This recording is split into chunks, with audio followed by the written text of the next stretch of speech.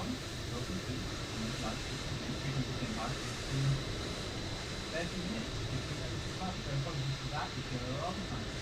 But thank you so much for coming up with our live today. PRGE engines, that's what we're doing here. So we're going to take this aeroplane for a flight from here in Milan, live on Latin, and flying out to Athens. European route for this channel. I know the Wimbledon tennis final is on today. I didn't know that when I did the stream time, so I hope you can enjoy that both in between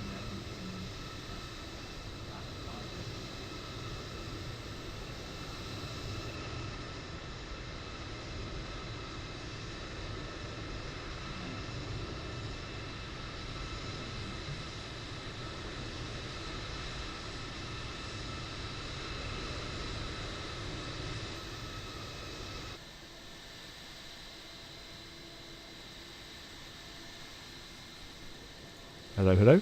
Does that work? Is that working better?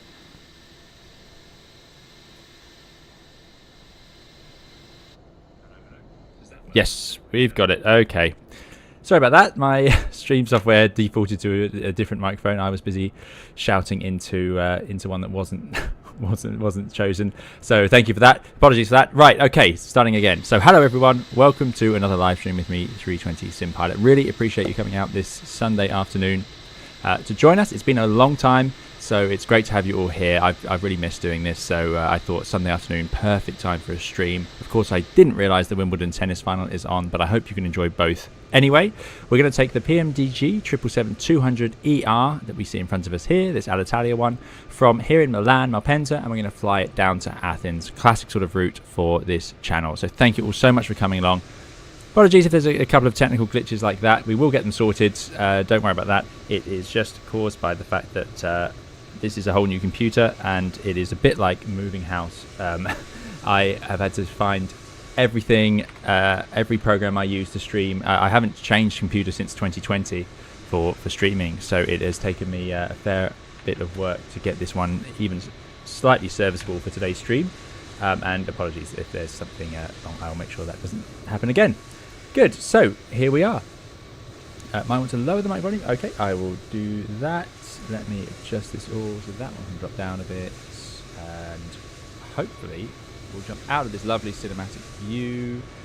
And it's going to be a bit quiet for now. The airplane is switched off. It's cold and dark. But I will adjust the audio balance as we go through, because that will change, and we'll get that set up. And then that should save, so that should be ready for the next stream. Too low now. Okay. They are very, very sensitive, these things, so it also depends how excitable I get while I'm talking as well. So let me just adjust that. It is a constant nightmare of recording videos, is getting the sound levels right. Anyway, here we have it. PMDG 777-200ER. This is a fantastic add-on. It's a really, really interesting aeroplane. We've got lots to talk about on it. We haven't flown it on the channel yet live, but we have done a video on it, of course, when it released. This is the latest version. I don't know if it's had the sounds updated again from PMDG or not, but anyway, it's cold and dark. We're going to get it powered up and underway in just a moment. I'm going to just let you enjoy these lovely chase plane views for just a second longer whilst I say hello. So thank you all for coming along. Thank you, of course, Hayden J. Robbins for the super chat and for being so supportive. Hayden says, woohoo, great to see you back, Captain. Great to have you back here as well, Hayden. Thank you so much. Hayden's always keen for a live stream, and it's really nice to get those messages, just to know that people would like to see it again. So thank you so much. Richard V, thank you so much for coming along and moderating. Really appreciate seeing you here again as well. It's been a while. It's been a long time. I think this is probably the longest streaming gap I've had on the channel. So again, apologies for that. A few reasons for that, but that doesn't mean I don't want to stream. It just means it hasn't happened. But great, we're here. We're going to do it again. Love it. So thank you so much. Thanks for coming along. Also to Cyclone, Vooty2, good to see you again. Great to have you here. A380 Pilot, Aviator, Jace96, great to see you all. Thank you for coming along. Freddie Lowe, and you're very welcome for the 787 tutorial. So for those of you who don't know, I'm a real world airline pilot. I fly the 787 in the real world. Also flown the Airbus A320 for many hours, and I've flown the Q100 as well. But yeah, that is what I do as a day job, and this is something I just do to sort of enjoy aviation a bit and try out some different sides of it with you all here. So great to see you all. Peter DR, great to have you back as well. Thank you for joining us. Loads of names I recognise, so it's great to have you all come and join us, and lots of new names as well, which is fantastic. We've got Captain Wazza, thanks for coming along to moderate, and also loading into vacuum. Excellent, thanks for joining us. It sounds like we've got the audio levels correct. Chris Watkinson, Atul, great to see you again. Dirkster, great to see you as well.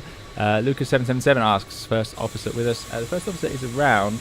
She's a bit warm, because obviously the temperature in the UK is fairly warm at the moment, so she's slightly more reluctant to come and join us, especially in the room with the computer blasting out hot air, but there we go. And Sam, great to catch you live as well. Sam says, love the Tokyo LVA video you put out a while back. Good, I'm glad people enjoyed that. Yeah, I was trying to get the channel, we've done a lot of new products on the channel, and I was aware that the channel had become a little bit heavy in that area, so I wanted to do a sort of I call it a technical video in my head, but it's just something, you know, specific about how to fly something. And yeah, we'll do some more of those soon. I'm looking forward to that, and that's why I wanted to stream as well. I want to get a flight, you know, and just talk to you and do aviation, commit to the act of aviation. So there we go. Let's jump into the flight deck now. So this is the lovely brown flight deck of the Boeing 777-200ER, and long-haul aircraft, very rarely found powered down, as you all know, but we're going to get it up and running today from cold and dark, which is a rare event. Like I say, they tend to have engineers constantly working on them. Let me just check that the stream is serviceable for you all to an extent.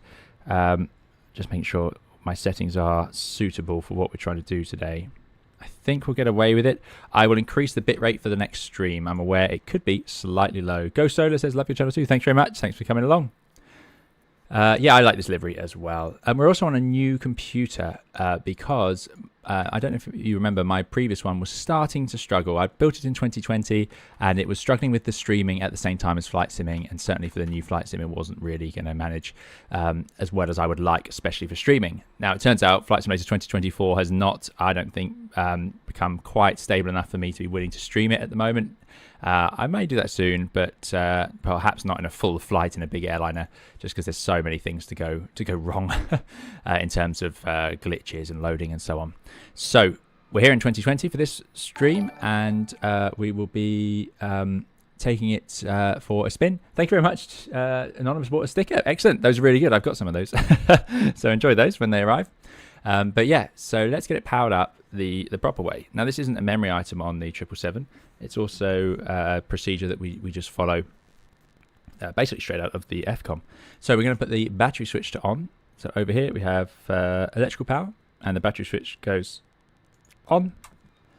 C1 and C2, these are, now this is where it's very different to the 787. These are the primary pump switches up here. They're electric, so we make sure they're off so there's no hydraulic power accidentally applied to the airplane. Demand pump selectors down here should also all be in the off position so that the airplane doesn't power up from those. Demand pumps turn on when they sense a demand in the system. So if you were to turn this to auto and you applied bleed air to the airplane, because these are air-driven pumps, they would supply hydraulic pressure, and we don't want that. Wiper selectors off. This is more familiar territory. Landing gear lever down, just like on the A320. Alternate flap selector. This is slightly unusual. You don't have this on the 320, but the 777 and the 787 have this lovely alternate system. So the flaps can be powered hydraulically or electrically. So this is in the off position, and electrical power established. What that means is, do we have electrical power? We do. It's available. We're going to use external power to start off with. So I'm going to put the primary external power on. Let the airplane think about it.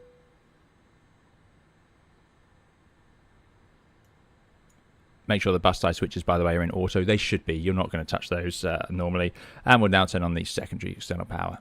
And they clunk over. Now, they don't actually clunk over. The 777, like the 787, has a synchronizing mechanism where, unlike on the A320, you know, when you press the external power, you get that big clunk. You don't get that on these aircraft because they synchronize the volts and the hertz. Don't ask me. I'm not an engineer. I struggled with electrics.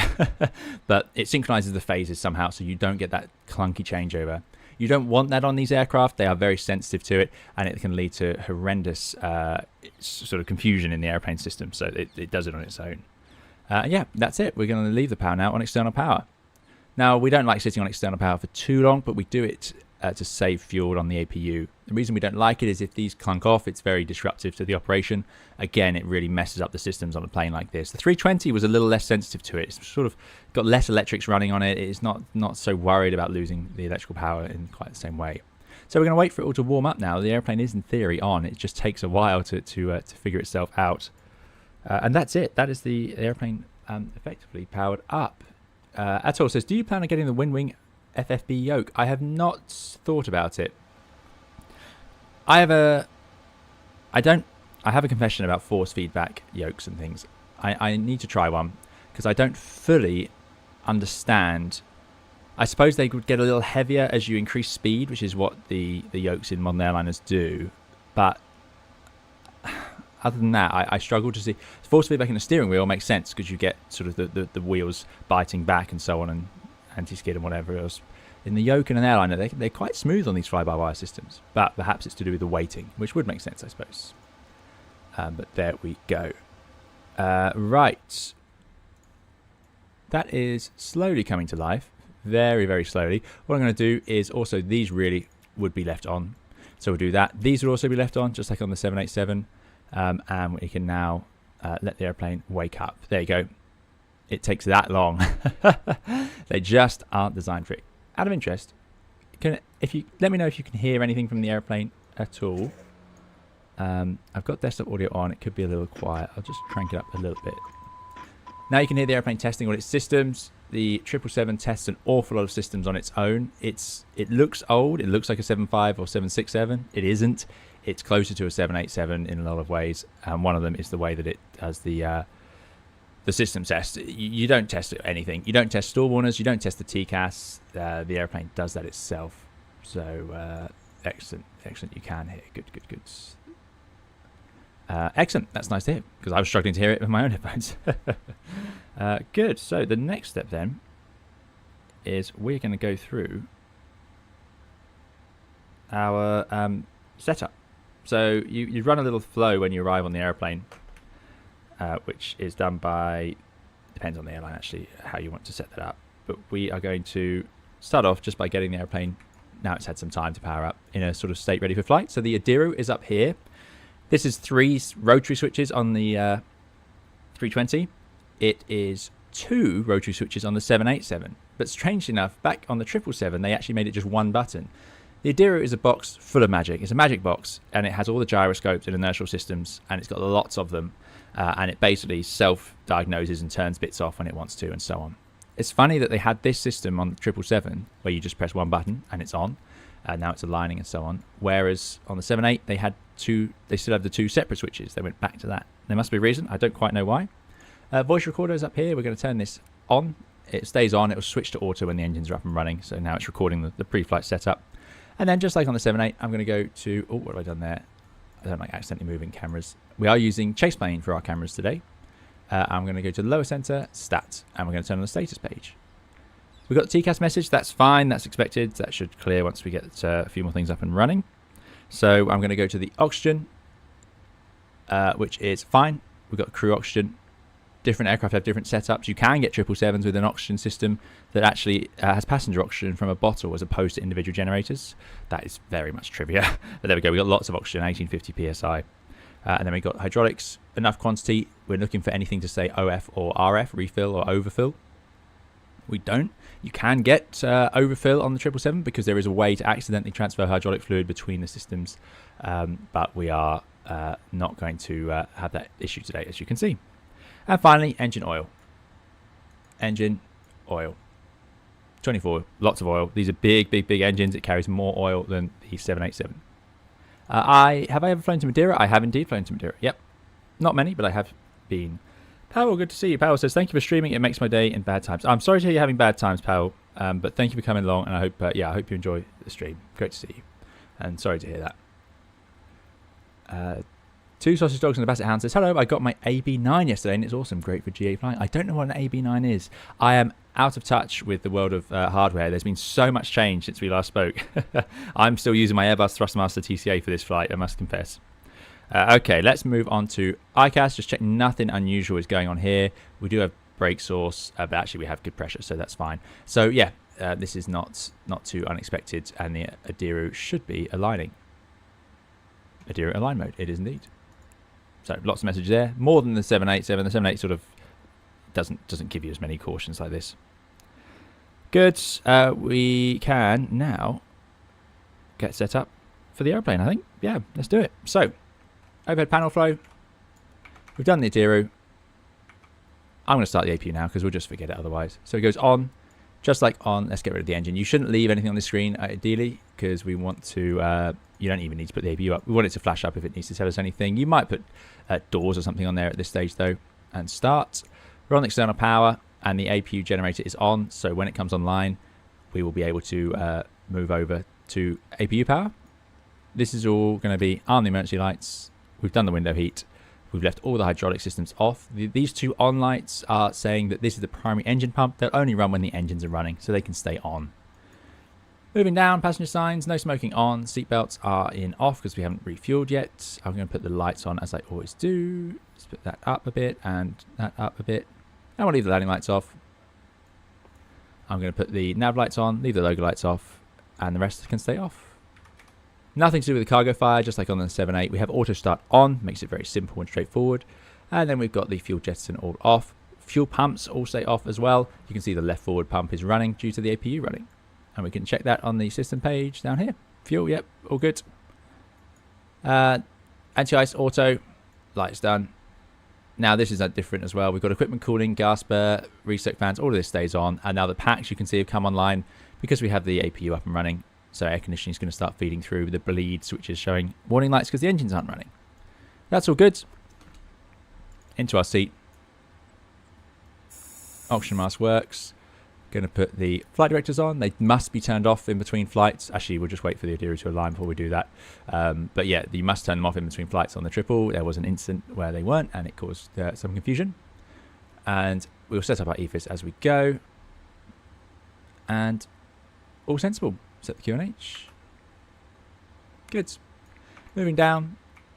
Ooh, we've got the gear lever down, obviously. Auto brake can go to RTO. Alternate gear is stowed. All these GPWS overrides are off. So this will stop it saying glide slope, stop it saying too low flaps, stop it saying too low gear. You do that if you have an issue with your aircraft for some reason and you aren't landing with a normal flap setting. Speed brake stowed. Alternate trim. This is actually, yeah, it's like that. It is a huge great rocker switch, but it does centralize there. Flaps up, alternate flaps off. Fuel control to cut off. Engine fire switches are pushed in and centralized. And then this is our radios. Not getting too excited about that. Rudder trim's at 0. Aileron trim is here, but you can only check it on top of the yoke. Unbelievably, it's quite basic sort of stuff. 787 doesn't have an aileron trimmer. You can't trim it. The flight control system is designed to take account for it anyway. Right, let's go into. I think we can have them both in FMC for now. Enter inertial position. It wants to know where we are. Anyway, drag and fuel flow is 0. We're at the right aeroplane, 777-200 with the GE90-94B. So I assume that's 94,000 pounds of thrust per engine. Positives. We are in Lima, India, Mike, Charlie. There it is. It wants to know where we are. Last position matches the GPS, matches the airport roughly. I'm going to put the GPS position in. It's the most accurate for today. I think we're at gate 401, but I'm not sure. And you'll see that has now brought up all of our warnings. The screens, artificial horizon and so on. How much is the pilot license to fly commercial planes? Because from what I've been checking, it's around 100k. It depends how you do it. Some airlines will sponsor and pay for all the training. Some will pay for part of it. And some people will pay for all of their training with a loan from the bank. But yes, in the UK, £100,000 is possible. Yep. If not more than that, it's possible. But there are airlines that will pay for it, thankfully.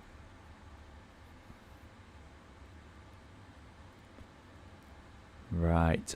I see lots of questions. I will answer the questions once we are underway. We got 2 hours. The flight time actually today is quite reasonable. Let's just check. We got it down here. Flight time of 2 hours 9 minutes. So we'll have a bit of time to chat in the cruise, and I'll answer the questions. Will you do a walk around? Says being 737. I wasn't going to. We might save that for next time because I did cold and dark. So maybe next time we'll have the airplane sort of powered up and we'll do a walk around instead. The weather has finally improved in Milan. I was expecting lovely sunshine and it's been absolutely awful. Lots and lots of equipment attached to the airplane, ready to go. But there we go. Right. So let's get this FMS set up. This does not take long on the Boeings. It's very nice, actually. So that's the airport. We go to the route, and I'm just going to route request it. Sim brief route. Milan, Athens. Yes, please. And fuel, 0 fuel weight, 200 tons. I've gone for sort of a full aeroplane. So set. And set. Those are now done. Excellent. And then the route. Requesting. Should load in just a moment.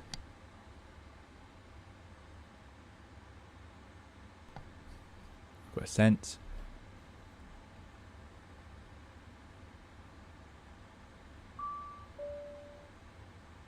Lauren V, good to see you. Thanks so much for coming along and moderating. Lauren V, it is indeed very rare to find it cold and dark. Almost never. Almost never. And you might recall, I know it's a hot topic right now, but there was an issue with 787s years ago. It's been sorted out now, where there was a remote chance that one of the systems could require resetting because if it was left powered for too many days, because it is possible that it could be on long haul because they just don't get depowered. Oh, it's done the performance as well. Crikey.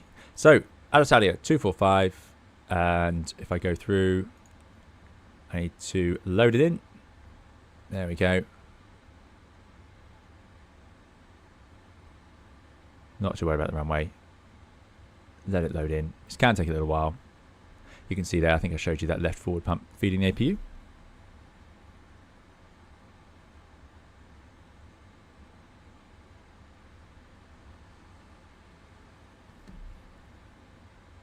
That's in, activates, and execute. Next page, we can see we're going Oscar, Lamin, Meadows, Koget, and off it goes. So that is our full route in there, which is great. That's all done. So that is the route page. What I'm then going to do is go to the departure arrival, and we need to figure out the runway actually. So there is, thankfully, air traffic control on today. I have struggled so much to get this set up. I had to find the all the different apps. I needed vPilot, I needed my timer for the countdown, I needed the Fly Live for the overlay on top. So thank you for your patience. But here we go. So we have information. They're running information Bravo, which gives us a dry runway, which is good, although it is varying out there. So there's a lot of rain just before this stream, so I'm going to put it as wet. We've got winds 020 at 8, but it is varying 360 and 060. Runway in use 35 left for takeoff, which makes sense. And we've got QNH 1015. Good. Temperature 24.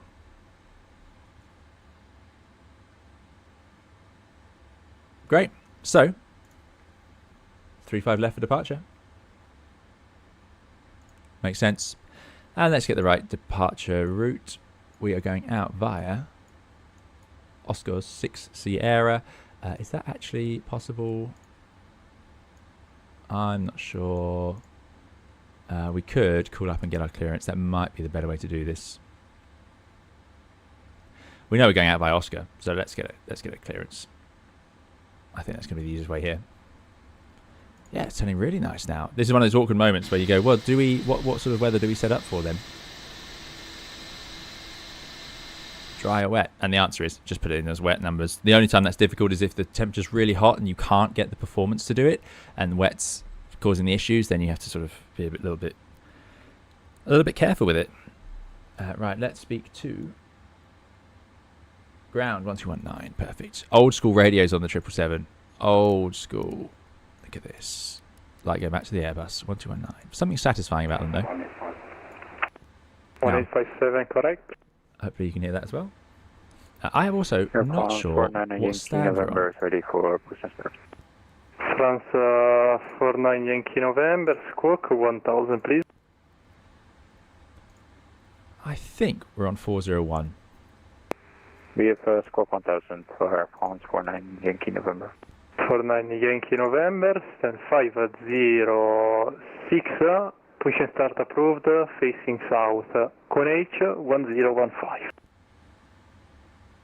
Push start approved, we can hear vPilot. Good. Let me know if it's too loud. For France 49 Yankee November.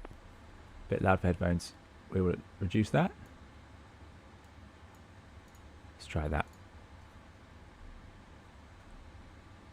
Ryanair 8897, request pushback and start. 897, you have traffic behind. I call you back in a while, and you are number 1. Get rid of sun visors as we're getting ready to go. Quite a nice feature that 787 doesn't have. Milan, Buonasera, Alitalia 245. We are on 401. Information Bravo QNH 1015. Boeing 777-200 to request clearance Athens. Charlie Italia 245, Info Bravo, clear to Athens via Irked 7 Alpha departure with the Oscar 6 Zulu transition, 35 left in use, climb 5000, squawk 0431. Thank you, Alitalia 245, cleared to Athens via Irkid 7 Alpha, Oscar 6 Zulu transition, 35 left, climb maintain altitude 5,000 feet, squawk 0431, Alitalia 245. 245, correct. Right, there we go. Let's get the charts up and make sure we get that right. I scheduled this departure for 1:15, so I'm optimistic that we could do this one. Right, Sid, famous last words. So we should push back in theory. So Irkid 7 Alpha is this one, pin. And does this have the Oscar transition? No. So this is going to end at Irkid. And now Oscar 6 Zulu, which was actually the one we were looking at. Oscar 6 Zulu. Pinned. Sid. There we go.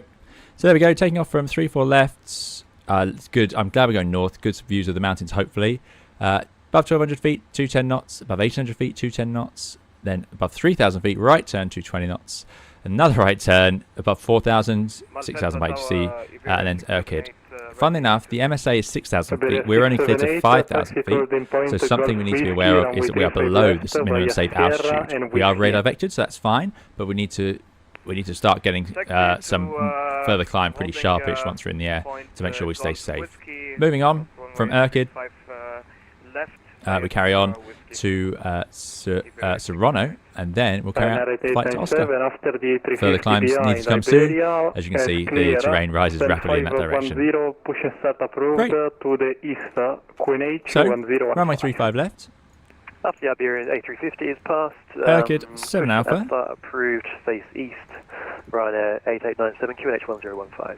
Oscar 6 Zulu transition, and then on our screen, just going to put it into plan.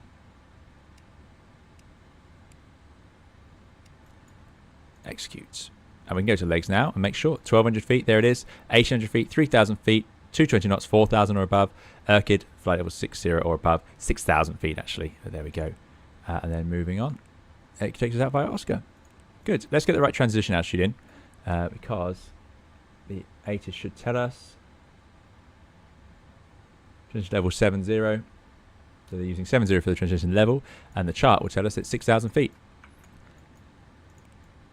Actually 6,000 feet, so that is in, so that's good. The VNAV is set up. Navrad can just be auto-tuned, and finally we're going into our performance. Okay, now this is pretty straightforward as well. We go through to the charts, electronic flight bag. Sorry, charts. I say charts. The sort of the flight plan, and in here we can get all the information we need for filling this in.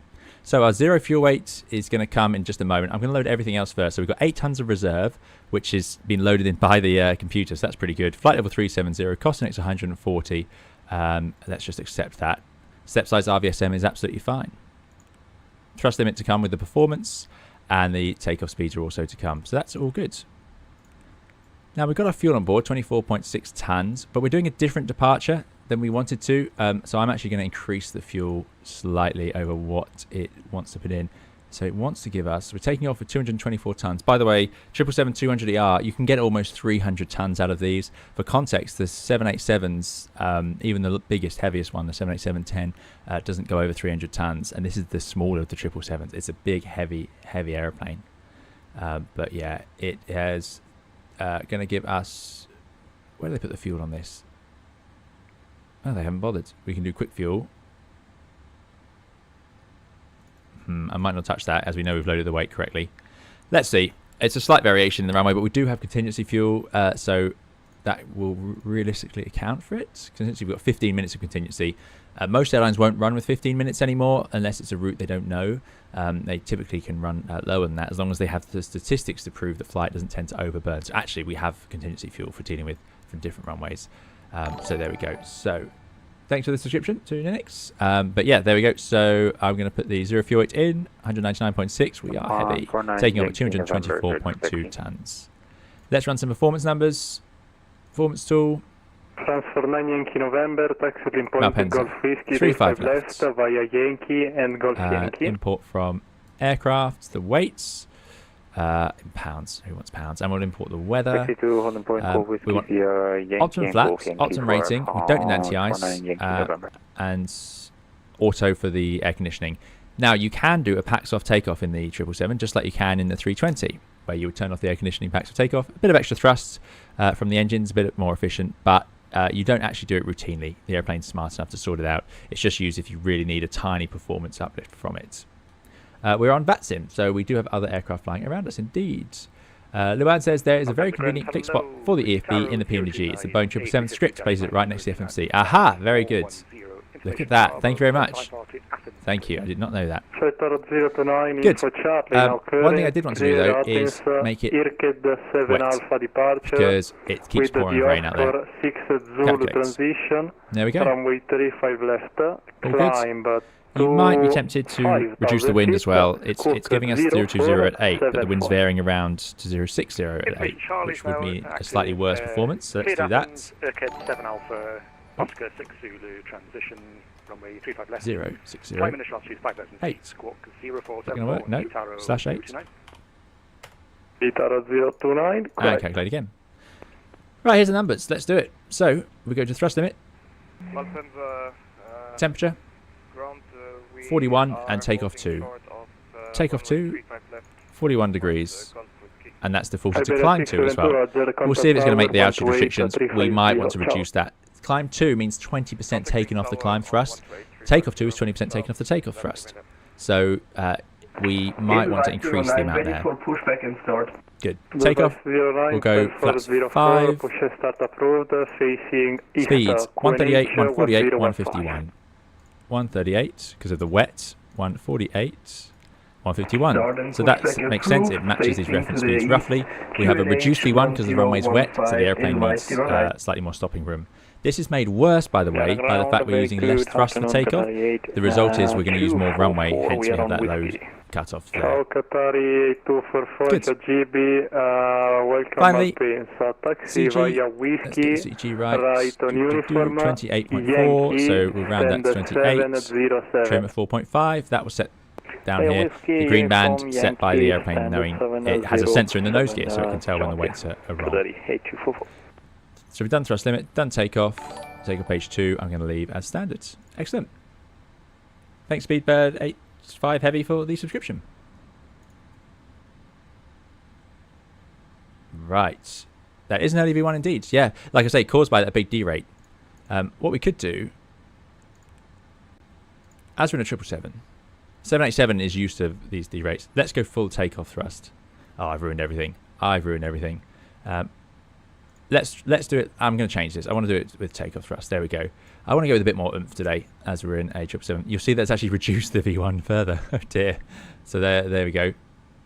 Because it's increased the cell temp instead. So probably actually going to amount to a similar amount of thrust, but there we go. Right. So, cell temp 59. That is very high. It's obviously very confident in the performance today, I must say. So it's gone to climb 2 now, you see. But we'll go with takeoff thrust. Flap 5, and then we're going 36, 48, 51.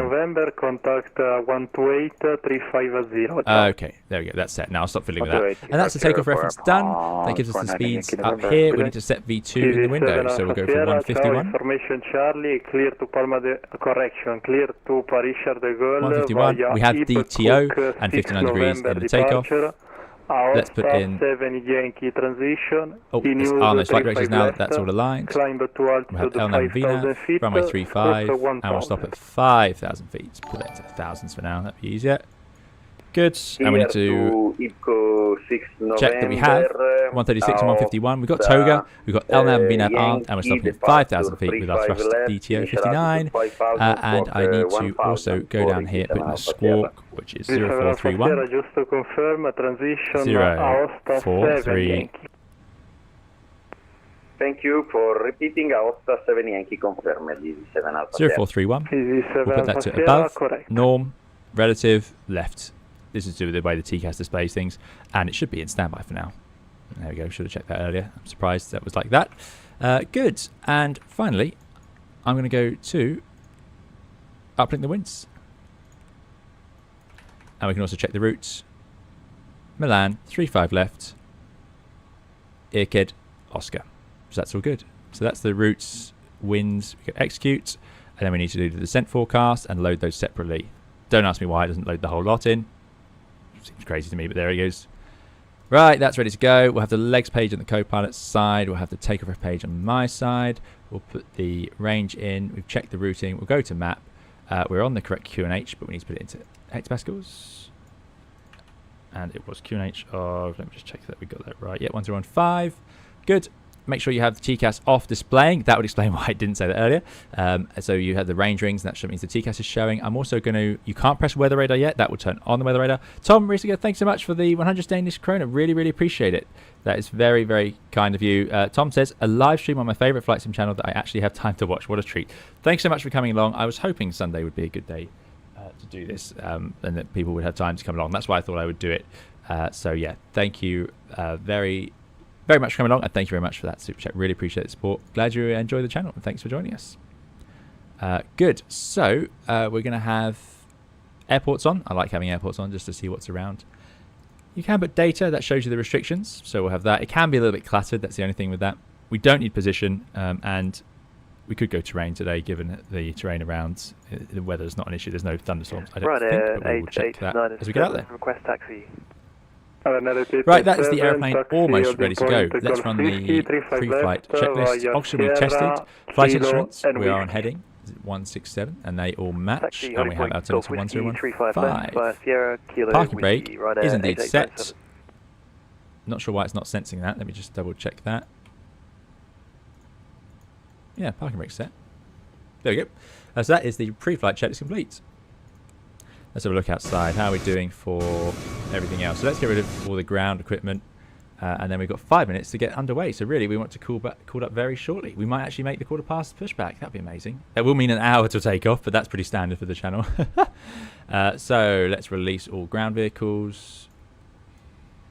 You want to make sure you're not on. You want to be on available before they disconnect the ground power, by the way. Again, it really upsets the airplane if you're not. And we can actually look at the electrical page. This one contains a lot more information than the 7.8 electrical page, which contains almost none. You can see AP Gen powering everything. Primary and secondary are available in the green box, but they're not feeding the electrical system. Again, you don't tend to check this stuff. You look at that and it says avail, so you know it's in the right place. Thank you again, Tom, for the super chat. Appreciate it.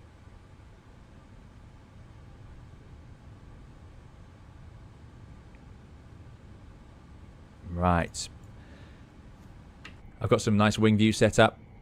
Again, thanks to Chase Plane. Oh, let's get rid of that jetty. I thought we got rid of that. How do I get rid of the jetty? Ground connections. There we go. Goodbye, chocks. Which might get rid of the jetty itself. I don't think we can do pushbacks. Does anyone know? Can we do pushbacks in this airplane yet? Device at 09, taxi holding point, Golf Whiskey, 35 left, via Papa, Kilo, and Whiskey. No, it's not having it. Set chocks, release the jetty. Goodbye, jetty. Thank you very much. There's a beautiful G90. 35 left via Papa, Kilo, Whiskey, Edelweiss 09. Yeah, correct, and please set your squawk at 0416. I don't know just gone there. Don't see them anymore. That's good to see. I love it. Love retro airlines. Squawk at 0416, please. Right. So in terms of briefing, 0416, always hard to do when it's just me sat here sort of talking to you. But big problems here. We talked about the terrain on the departure and also the taxi out. We're up here on 401. We're going to push back. We've got a long taxi down. So we need to make sure we get the right taxiways out there. We're in a 777-200, but this is actually a big airport designed for heavy aircraft, so they can handle that. So we should be fine to take our normal routing, or any of these routings. They're not restricted. And off we go. And then our SID, we've got lots of restrictions to make, so we will have to monitor those. Unfortunately, 777, we do not have our lovely vertical situation display like we do on the 78, but we'll have to survive without that. MSAs, we're going below it, but it starts off at 6,000 feet, rises after that, so we'll be careful with that. We're doing a flap 5, D-rated takeoff to 59 degrees, as Lauren B pointed out. We don't have any fuel in the airplane. 24 tons is almost nothing. It's almost a landing fuel figure, so there's no issue there. We don't have any fuel quantity in the center tank either, just of note. The airplane's only so heavy because I've put so many passengers on it. Right, I think we're ready to go. I'm going to, you would check with the ground crew that they're happy for you to pressurize, and then you would do it. So it's time to do it. And you'll hear this when you're in the back of the airplane. You'll hear these pumps come online, especially if you're sat in between the wings. You can hear the hydraulic pumps come online. So first thing we do, let's bring up the hydraulic page, is I'm going to start by pressurizing the right system by putting its electric demand pump to auto. This one's unusual. It does run, so the right system is pressurized, because it powers normal brakes, so that now is being powered. This is why it's not actually so critical on the 777 which engine you start first, like on the Airbus, because the brake system is powered separately anyway. This airplane is full of things to deal with failures. It's got so many options, it's ridiculous. You can fly the airplane on any number of combination of electricity, cables, hydraulics, you know, it's mad. Anyway, once that's pressurized, the fault light will go out, which it has, and now we can pressurize the center system. So we turn on the electric pumps. They now power, and they will automatically choose which pump it wants to run. So you can see the center 2 pumps gone off because it doesn't need both. So that's there. And now we're going to put on the remaining demand pumps. Great. Next, we turn on the fuel pumps. We don't need the center pumps because we don't have any fuel in center message. I'm going to put the beacon on. I'm going to just check there's nothing unusual. Engine shutdown, TCAS off. That's fine. Then I'm going to put the transponder to transponder, and we'll set that trimmer. It says it wants it at 4.5. It's actually pretty close to that. Just move it 1 notch back. 4.5. Again, the 7.8, that trimmer is electronic, so you can run it anyway. 777 hydraulic, much more traditional. And let's go. So Alitalia 245, and we want to push. Alitalia 245 on 401, request push and start. Alitalia 245.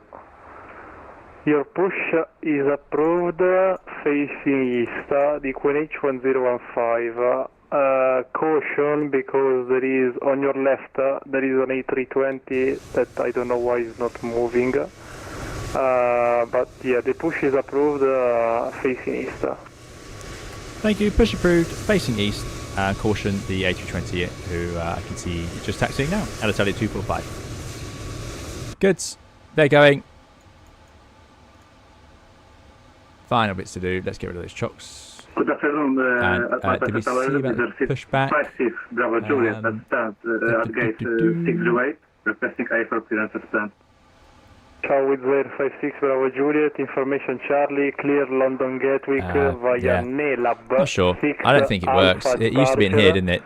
Aosta 7 Lima transition. FS pushback, yeah, it's grayed out, so I don't think it works. Anyway, anyway, off they go, and we can say, oh yeah, close up the flight deck door. Clunk, much more like an Airbus. It does clunk. And we've got MCP V2 151. We are on 351 heading, altitude 5,000 feet. And we are, oh, it's track up. Oh, I need to change that. That's takeoff speeds V1 136, VR 148, V2 151. CD pre-flight completed. Trim 4.5 and 0 rudder, 0 aileron. Taxi takeoff, briefing completed. That is the before start. Checks complete. We're cleared to push facing east. So we chat with the ground crew. They're happy. And I'm just going to have to do the good old Shift P. So back we go. There comes the tug. Now, while we're here, I want to go to menu. PMDG, options, no, aircraft, displays, kilograms, and I absolutely do not want track up. I don't know why it defaults to that. It drives me mad. Such an unusual setting to have. You want heading up. Airplanes fly around at heading still. We might not forever, but for now it's heading, so it makes more sense to do that. And let's get underway. Brakes released. Around, hello again from Winter Nano X-ray uniform now for ready to taxi. Off we go. So with the 9 X-ray uniform, taxi. Right, we're underway, finally. Golf Whiskey, Thank you all for joining us today. left, via Kilo and Let's enjoy our flight down to Athens. Now, these are GE engines. We're going to start one at a time. We only have N1 as well.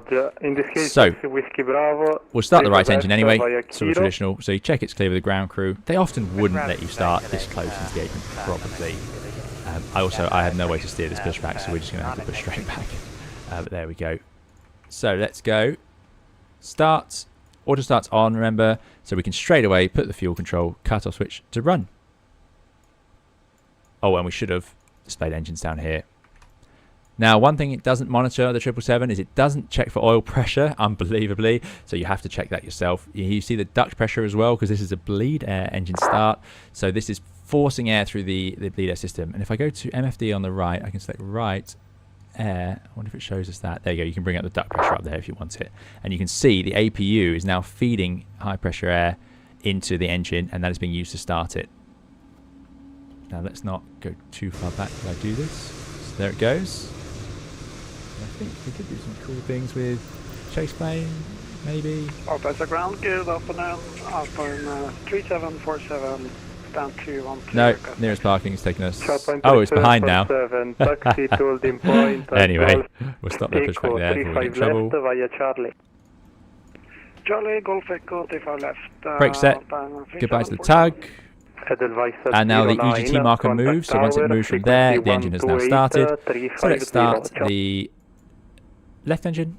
Starts. You'll see that it will pretty much immediately start spinning N2, and we'll just get this switched on. I like the way it pauses for a second there. Gives it a sense of weight. Okay, thank you. Corey Play says, how is the 777? It's fantastic. Yeah, it's a great add-on. It really is.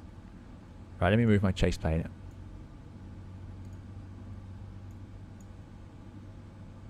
I don't actually know how to use this sort of shortcut. Oh, I see. It just cycles through. No, I'm not convinced that's helping me. Let's put it on the other window. We have a nice tower view. Oh, we're a long way from the tower. 3747, turn left on Mike. The nearest parking sadly is behind us. Golf Echo 35 left. Oh well. We'll make use of it at some point, I'm sure. We're turning Mike for Charlie. We were facing east, so we had no other way to go towards 35 left. I can see that also causes issues for you Yeah, sorry, I thought, on the stream, so I perhaps won't do that. I'll have to figure that one out as well. Sorry. Yep. That's due to the chase plane, the way I'm using it, so I will get rid of that. Anyway, there goes the tug. Engine's up and running. Let's get into the upstart flow. Golf Whiskey 35 left, So, via Romeo Whiskey. electrical system's powered up. APU goes off. Anti-ice in auto. Flaps. 5, with please. 9 X-ray uniform 128350. Ciao. TCAS is the only recall message, so that's fine. Get rid of that. Actually, we can leave it up. And we are going to 3747 128350. Ciao. Yeah, great. So, we're going to run the checklist. Full taxi checklist, anti-ice, it's all in the auto position. Recall, we've checked just the TCAS, and of course, flight controls. So once the ground crew have gone, you can run the flight controls nice and smoothly, nice and slowly. You don't want any nuisance warnings. It's not really, I don't think this is to do with protecting the controls from damage, because of course, you'd hope this airplane can survive the flight controls being moved around with some speed if they need to be.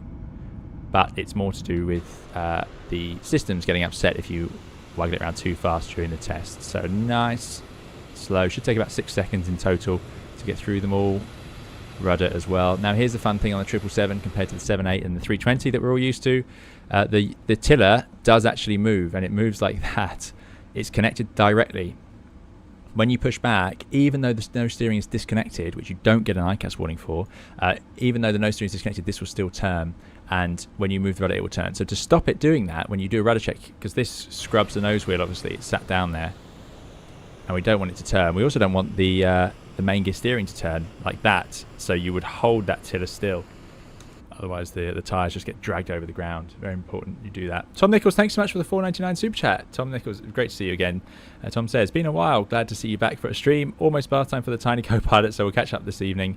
Have a good flight. Thanks so much, Tom. Really, really appreciate the super chat. Thanks for coming along. I hope you have an excellent bath time, and great to see you. Thanks for joining us today, and I hope you enjoy the catch-up later on. Fantastic. Really kind. Thank you. Really appreciate it. So that's just a funny quirk of the 777 compared to the 787. Right, we're now ready to go. So that's flight controls done. Ground crew clearance is clear. That is the before taxi. Checklist complete. Go to the checklist and we'll call for taxi. Alitalia 245, request taxi. Italia 245, taxi holding point Golf Whiskey, 35 left via Papa and Whiskey. Papa Whiskey to holding point Golf Whiskey, 35 left. Alitalia 245. Good. We'll put the... Oh, not those. That'd be very bright. We'll go taxi. I like the turn-offs as well. Clear on the left. Clear on the right. We can disconnect the parking brake just with the tow brakes in the rear aircraft. I think this is slightly modified in the PMDG. Oh, yeah, and I got my hardware one. That'll do it. Good. And we're very light, so it won't take much power to get this airplane moving today. A little bit of N1. The other thing this tiller does is that is full tiller in the sim, but it's not. It actually can rotate another time around, so it goes. It doesn't just go sort of, what's that? 100, 120 degrees. It goes all the way around again, so it can be easy to get confused which way it is. But it's quite intuitive. Right. Burgess, good to see you. No problem, you missed the first hour. We, as usual, haven't really got very far, so off we go. Let's go, and thank you for joining us. Let's go onto our ground charts. And we're looking for Papa Whiskey. Papa is what we're on. Whiskey is the outer taxiway. So we're going onto the outer. Hopefully the signs are here. This is the default Milan, which unfortunately can be quite suspect. No flight control checks to do once we're taxiing. I love the Alitalia printed on the wing. I think more airlines should do that. I think it's a great idea. Huge airplane, this. Huge airplane.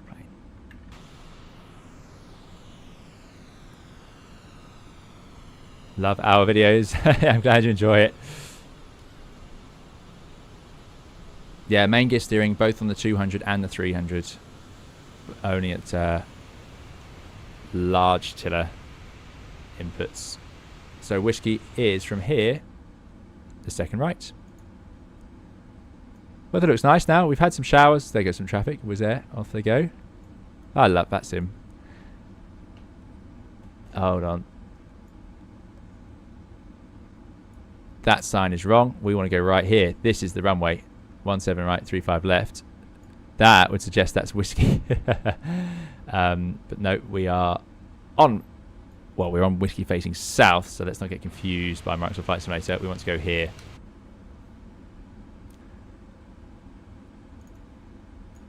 Luckily, given that we're in such a big airplane, that will almost look like we meant to do that. Because as you can see, if we go full tiller, we'll actually end up not even on the centerline. Even that is a little bit short. You see the main gear tracked slightly inside. No camera on the 777-200. You just got to make do. Good, down we go, full length. Following, I think, a 350 down there. I'm also going to put the flight path vector on, the little bird like you have on the Airbus. On the Boeing, you can have it displayed all the time, even when you're not in track mode, just in heading mode. We're also going to put the transponder to TARA, gets rid of that TCAS warning. There we go. Doors are in manual, that's no good. We want them in automatic. I'm surprised they haven't done that. Door. Armor, please. Doors auto, that's what we want. Good stuff. Takeoff in the GE engine. So we are going to set them to 55% M1, putting the little marker somewhere here. And then we're going to set toga by pressing this button, or press the toga button. It's not going to set toga, it's going to set 93.5% today. Mark, you did indeed make the takeoff, yes. Almost had a cooler number. Yes, you certainly would. Thankfully, the big red signs gave it away. That was saying we were on whiskey, but it was leading us straight onto the runway. Let me just check. I find it very hard to differentiate in Flight Simulator when they're in a default airport. It just, everything looks a bit similar. I am making excuses, but we did spot it because that wasn't whiskey in front of us. That was Delta Alpha. Anyway, we survived. Bath McNabb, good to see you. Bath says, is this the only aircraft where if the captain became incapacitated, the first officer has to stop on the runway once landed because he can't steer the aircraft? Nope. There's a tiller over here as well.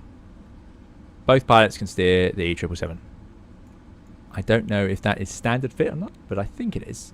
Lauren B says, apparently on the 737 you can go through the flight control checks a bit quicker. Must be cables versus hydraulics. Yeah, it's probably to do with the amount of computers that check on things on these long-haul aircraft. Like I say, they're very, very complicated. They run lots of self-tests. 128-350. Ciao, ciao. 128-350, Alitalia 245. Grazie, ciao. Ciao. Right, let's get slowed down. By the way, 20 knots is pretty much the maximum on a long-haul airplane. You don't want to be going faster than that. You don't have the option to turn the airplane or slow it down as quickly, so it's just sensible. 128-350. So you won't catch many people going over that. That's why you'll see 320s whizzing past long-haul aircraft. 128-350. Oh, this is tedious. I missed the 78 radio. 128-350. There we go. We're now with tower. Now let's just think. Are we ready to go? You do a takeoff update, so the airplane's in good shape. Our performance is still valid. We know we're going from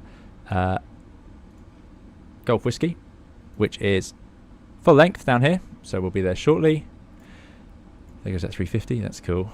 So Golf Whiskey, and we are going to have our routing, which we've already checked. We need to make these altitude restrictions, which we'll check as we go. We might increase the climb thrust from climb 2 to climb, get that extra 20% of performance out the engines. There's no special procedures for this. We're taking off in a flat 5 takeoff 777-200 at reasonable weights. And identify the aircraft's in good shape. 135455. Bye. Milano 135. So as it says, the rudder only turns the front wheel a bit, if I recall, around 7 degrees, enough to adjust on the runway going fast, but not enough to turn a corner. Exactly that. Yep. This is deceptive, but there you go. Cabin ready. Excellent. So they're ready. The reason it's doing this for me is because I've set it to do that. Let me just check. We are going to Golf Whiskey, and that wasn't Golf Whiskey there. No, that's Whiskey Bravo. Tower, Buonasera, Alitalia 245, taxiing Golf Whiskey, ready for departure. Alitalia 245, 35 left, line up and wait. Line up and wait, 35 left, Alitalia 245. Okay, so that's good. Cabin's ready. Checklist, please. Forward takeoff checklist flaps are at 5. Forward takeoff checklist complete. We're clear to line up and wait. Now you'll notice the checklist came up over there. That's because this is on an MFD display, and I've currently set it to adjust the right inboard display. So let's put it back to lower, more normal. We can actually get rid of the engines. We don't need to see those now. They'll pop up if we need them. Good. So, what was I doing? Lights on, strobe lights on. I can leave all the lights on. I don't think it's a problem. I think it's quite a good idea to have all the lights on. Camera crew are ready. Yep, cool. And we're going to line up. Excellent. Almost ready to go. Octar says, have you ever played Flight Simulator gamepad? I have indeed. Right, let's get... Can we get a cool line-up view? Yeah, there we go. Easy 7 Alpha Sierra. Hold short of runway 35 left at the Golf Whiskey. Strobe lights could look a little brighter, I think. What a machine. Now I can't cut back to the airplane because that will give away where I haven't taxied. 35 left, go for takeoff, wind 0208 knot. Go takeoff, 35 left, Alitalia 245. It's a great looking machine, isn't it? I absolutely love chase plane. For video making, it's just been unreal. We want the cinematic experience, don't we? Now this isn't part of the takeoff run, so I do need to move the airplane over onto the actual runway. But you can see here, we can put the nose through the centre line, slow it down a little bit. Set the squawk 1000, please. And there we go. Right, we are clear to go. Clock is set, but I will reset it again. We've done the checklist. I think it's time we actually get going. So, welcome everyone to our first takeoff in, say, 6 or 7 months. So, a little bit of forward pressure on the yoke, just like we're used to. 55% on the M1s. Thank you, apologies for the inconvenience. Continue taxiing Charlie Golf. They make a fantastic noise, these GE engines. And press the toga buttons. There's thrust ref.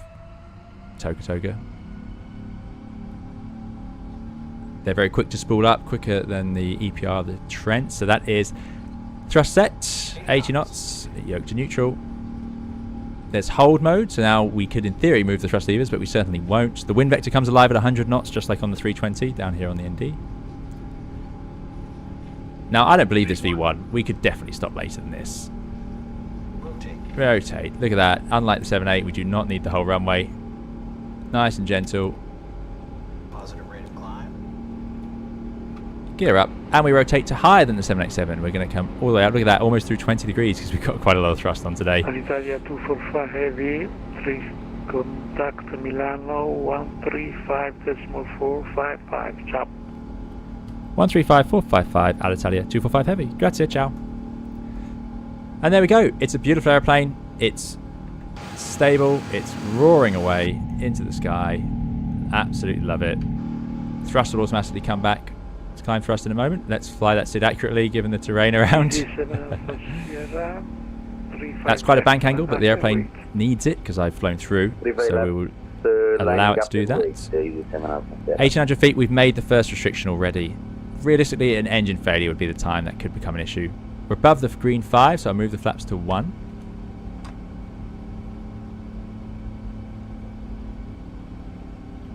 And we'll keep trimming forwards. We do need to trim. Next waypoint. Flight director is a little bit lively. It's a little bit lumpy here, and we are accelerating. Above the 1. Actually, we're going to need to leave flaps at 1. Disregard that, because we have that 220 knot speed restriction. And you'll see here the nose rises sharply. Put in the autopilot, there it goes. Yeah, we are. It's annoying. It's only a couple of knots, but we aren't quite able to go clean at 220 knots, and we need to be 220 around this turn. So thrust ref, LNAV, VNAV speed. It's come back to climb 2, but it's making the restrictions quite happily. 4,000 feet already met. Speed VNAV out. So let's tune the next frequency. It was 135455. Maybe I should have put in my my hardware radio. There goes the engines. Doing the level off for us. Then I'm going to say Alitalia 245 heavy, 5,000 feet. Italia 245, ciao Milano, climb level 200, 200. Climb, flight level 200, Alitalia 245. Good, round the bend we go. We're clear up to 200. Just like the 78. This now is just like our 787 that we know and love. It's going to be very, very similar. We do have flap 1 out, so we need to be aware when that speed restriction clears. If I go to the legs page, I can see that after MC632, this next waypoint, it will clear. Notice, it doesn't tell you here that you're at 220 knots limited. The Airbus would. Go ahead. Just saying. Just saying. Right, if I push that in, it will... They're above, above, above, above. They're all above, so if I push it in once, I'm hoping the airplane will be able to climb all the way up to 200. Because these are above. If any of these were below, it would level off at the next restriction. You just delete the current one. Anyway, thrust ref, VNAV speed, 200, it's a flight level. We'll set standard on the PFDs. Speed is still controlled by the VNAV, so I haven't been cleared off that speed restriction, so I'm going to keep that in. See, we've still got our slats out. No trailing edge flaps out though. Flap 1 is just some slats, very similar to the 320. Look at that. Oh, it's such a great looking airplane. I didn't used to like it, I used to prefer the 300, but this one's definitely grown on me. QNH 1015. 4000 after we need 1015. Right, you can see the speeds now. We've gone past the waypoint, increasing. We're above the 1. Flaps coming out. Levola 1230 Milano. We'll align the heading bug. Sadly, just like on the 7.8, you do have to just continuously roll this around. Milano, Easy 7 Alpha Sierra. I want to increase the range. I might put weather radar on the other side just so we don't miss anything that we don't want to fly through. Who's calling? WXR, there it is. Easy 7 Alpha Sierra with you, Milano. Good. Easy 7 Alpha Sierra Milano Right. identified. Gears up. Climb level 300. Flaps are up. After takeoff, checklist is complete. Easy 7 Alpha Sierra. Condor 3901, traffic information. And away we same go. Level, passing right to left, we'll be crossing the distance of Wide rumble. Great to see you. If I haven't said hello already, thanks for joining us. In 1 minute. Fantastic to see you all here. There we go. Let's enjoy some chase plane. Some chase plane action. Sorry, Milano radar, can you confirm altitude for Easy 7 Alpha Lauren Sierra? V says the 200 is definitely more of a classic in the 7 US. Alpha Sierra, climb AAL level and UAL 300, don't get their 300 300. ERs until maybe a decade Climbing ago. 300. Didn't get their 300 ERs until a decade ago after having 200s for 2 decades. Continental and Delta also only had 200s. Indeed. I also recently saw a documentary about the 777 that said that United were heavily involved in its demands, you know, to make it what they wanted it to be able to do. 360 to target. 11 Victor, ciao Milano. Cactus Bravo says, without revealing too much, I am fairly certain I heard you on comms while taking off out of the US. I mean, anything's possible. I have had people correctly guess where I was before. So, yeah, thank you for not revealing too much. It's incredibly unlikely, given how rarely I actually fly departures, or you know, compared to when I was on short haul, I was on the radios quite a lot, flying around Europe on long haul. Climb level 370.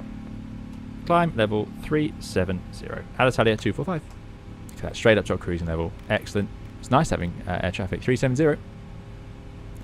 If you think about it, it's quite rare for me to actually be on the radio because I have to be, you know, per sector. Per a trip to America, where I fly to America and fly back, only one of those sectors would I be on the radio. And then I don't do it very often. You know, it's not like I do it 3 times a day like I did before, but that is possible. It is certainly possible. Right, let's get the main lights off, runway lights off, taxi lights off, strobe lights stay on, beacon and nav lights stay on. I'm going to let the passengers run around. And ridiculously on the triple it says no smoking on. No need for that. We know it's just a different era. It was a time when they thought maybe smoking would be allowed. No, I don't know what's going on with that. Speed. Target speed is 308 knots, 833. There we go. It's settled down a bit. It shouldn't be wobbling around like that.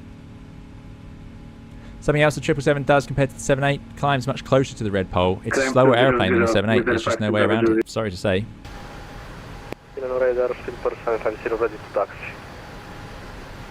Cactus says, I saw a 787 taking off the other day and the gear stayed out quite long. Anyone know why they would do this? The 787 has several... There's lots of ways to dispatch airplanes with certain faults that are fine, they're not safety issues, but you just have to do different procedures to account for them. And the 787 is one of those airplanes.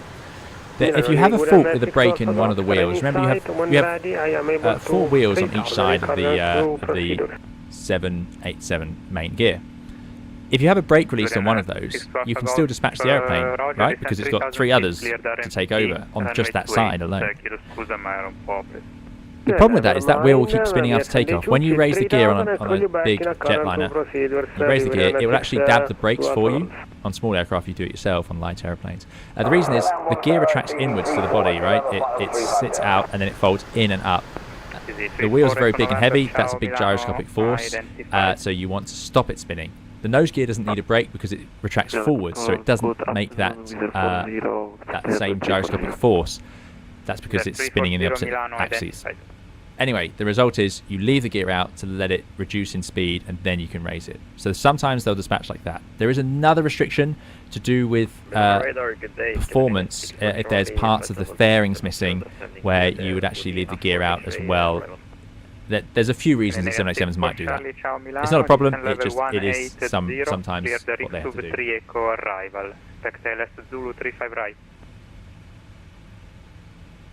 Nico says you can put no smoking in auto to get rid of that. Aha, there you go. I think that's that's a modification. Yeah, excellent. Thank you. Good knowledge, love it. That says, I think smoking should still be allowed. Cabin air was cleaner back then, as I understand it. See, I mean, yeah, you'll find, Is there niner X-ray like a 320, there are actually ashtrays on the 777. Bye-bye. Ashtray there. Someone 8 Very old school. X-ray, Also, something that bothers me about this is that if you have that on, I don't like seeing the word smoke up here. On the 787, the word smoke here means there's smoke somewhere in the airplane, which we don't like. So yeah, prefer it's blank. Unicom, Siberian 675, ciao, arrivederci. Awesome. Alpine Awesome. Love it. Climb level Can't see the wings though. 350. Not at all. Top 350, Alpine 747. Even on the 200, they're just too far back. Can open the window though, and look at this. This little handle is for opening the window, which is hilarious because it looks so similar to the tiller. I can't believe they put it so close. Silver 750, runway 28, clear for takeoff, wind at 040 degrees, 5 knots. Is the red pole the V&E? Yes, it is. Whether it's a V&E, I don't know. It's certainly VMO, maximum operating, or MMO. So it's velocity maximum operating or Mach maximum operating. And yeah, that's what it is. So we don't go through that. I don't think it's the never exceed, but it has the same function. It also adjusts dynamically as you climb and becomes Mach limited as you get higher.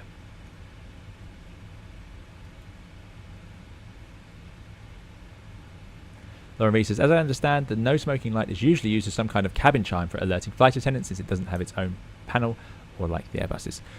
Yeah, there are ways to do it. It all depends on the aircraft fit. 3747, no further ATC, Unicom 1228. Ciao. I think that is a phone call. Canadian 64 Charlie, I'm quite impressed PMDG have done this. I think that would just chime for the phone call, yeah. Yeah, so perhaps on this airplane we would use the... do something like that. Anyway, we'll leave it in auto. Good tailwind today. For once we've managed to at least start the flight with a bit of a tailwind. Ken says, I had someone vape on a 787 last year. Yeah, no good. You can't vape. You can't... There's no smoking. You know, no smoking, no vaping. There's a reason for that. It's not a good idea. Don't do it, please. Especially... yeah, just don't do it. Not allowed. Don't do it. FS Turtle says, hello Captain, it's been a year since I last flew Microsoft Flight Simulator 2020. Is this on 2024? No, this is 2020. And this is something I've been wondering. I've been keeping an eye on, you know, I've obviously got 2024. I've made lots of videos in it. I know some of my viewers are very keen on Flight Simulator 2024. I am slightly scarred by its launch. I made a... I don't know if any of you remember, on my channel, when Flight Simulator 2024 launched in, what was it, November time? Autumn last year. Monitor advisory 1228. I made a series of videos where I flew every single of the new airplanes and gave just a quick overview of what the airplane is, what I thought about it. I did the standard new airplanes, the premium or the airplanes, and the premium deluxe. And my goodness, I cannot express how difficult that video was to make. I committed to that, and it took me so long, and my internet wasn't great where I was, and it was a bit of a nightmare. Now I enjoyed making it, I enjoyed bringing the video to you all, but I really found Flight Simulator 2024 incredibly frustrating. I must have restarted that simulator 100 times whilst making those videos. It just never wanted to work really. It never wanted to load in properly. I couldn't. I know they had server issues at the start, and that was right at the start. 6608, and I haven't had it be perfect since then. As a result, I am a bit wary of streaming on it. I've had too many problems with getting scenery to load in, things like that. Oh, that might be nice. Captain Wazza in Unicom. Excellent. Thanks for flying along with us, Captain Wazza. Appreciate it. 150. So the result is I'm just a little bit wary of swapping over at the moment. However, I have both. You know, I make videos in both, and I got my new computer to run it. Very happy with the new computer. You let me know how it feels. I'm sorry about the bit rate. I think my bit rate's a little bit lower than it could have been for today's stream.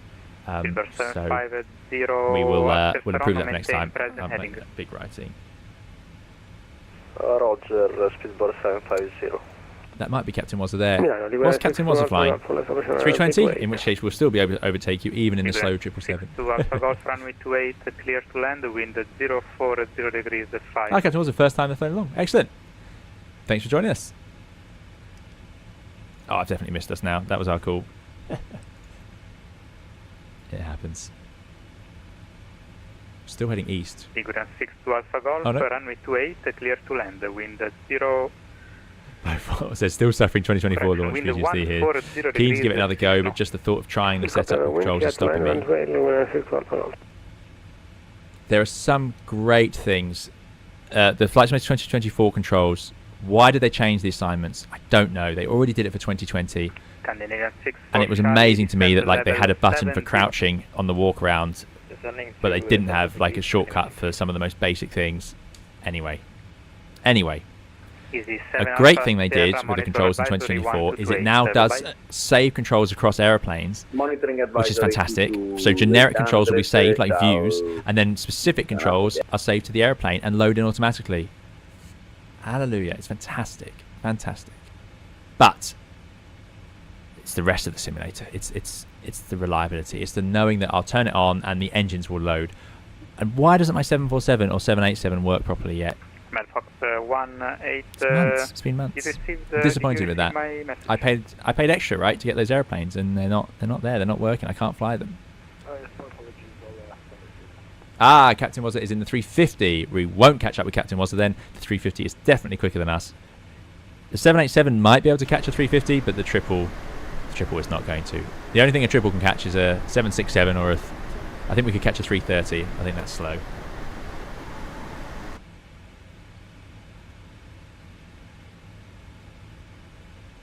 Funnily enough, again in this documentary about the 777, it's called The 21st Century Jet. It's on YouTube. It's an old documentary that they actually filmed the last few years of development of the 777. It's quite amazing. It's a rare sort of insight. Yeah, we can definitely catch an A330. They'll cruise up to sort of Mach 8.2. I thought so. That's very slow. Very slow for the long haul. We'll do 83, 84. I think this will get up to 85. And Captain Wazza will be up at 4102. Excellent. Lauren B says 330 is happiest between 82 and 84. Okay, pretty similar then. Pretty similar. Yeah, anyway, they said about the 777 that they thought it would be a bit slower. It wasn't designed to be fast. It came at a time when people wanted an efficient twin-engine heavy aircraft to fit in between the 747 and the 767. So it wasn't meant to be fast. They thought it would be a bit slower, and actually the drag was better than they thought. So they increased its operating speeds, which is really cool.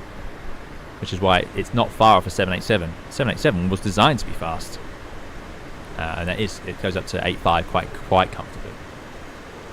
Cruising 8.5 on 787 is quite normal. What's the most unique airplane you've flown in, says Freddie Lowe? I have flown in a Miles Messenger. Fox 18, monitor advisory 1228. Bye-bye. Let's see if anyone knows what that is. It was old even when I flew in it, and I didn't fly it myself. Descend level 330.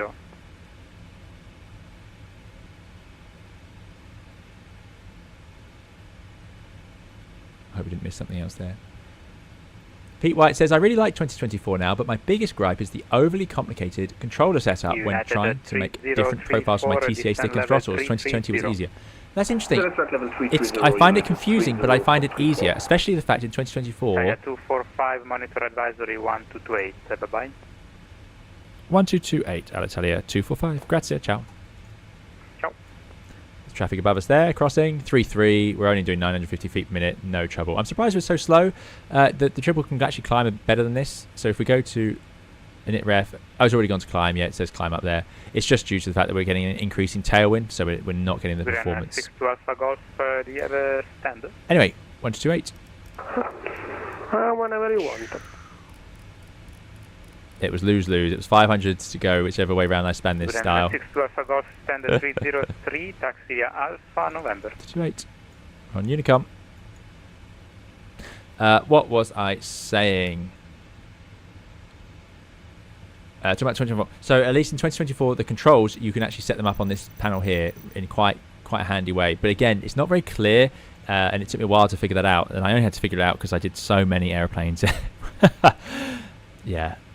It's almost easier, and this is a sad thing to say, but if you're going to fly lots of airplanes, it really is easier just to use the Xbox controller, and that's sort of how they set it up for obvious reasons.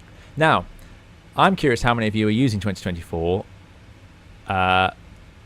or how many use both. So I'm going to put a little poll in once we get into the cruise, because I want to know, because it depends where I focus my videos.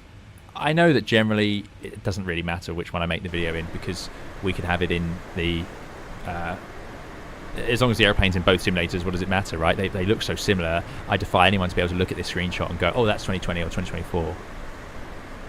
But yeah, I'm curious to see what people have moved to. The Steam stats would suggest that a slight downwards trend in 2024 users and a slight steady trend in 2020 users, which is sad because it means that overall the usage is dropping of Flight Simulator in general. However, that doesn't take into account other formats, non-Steam copies, and Game Pass. So maybe 2024 is more popular on there. I don't know.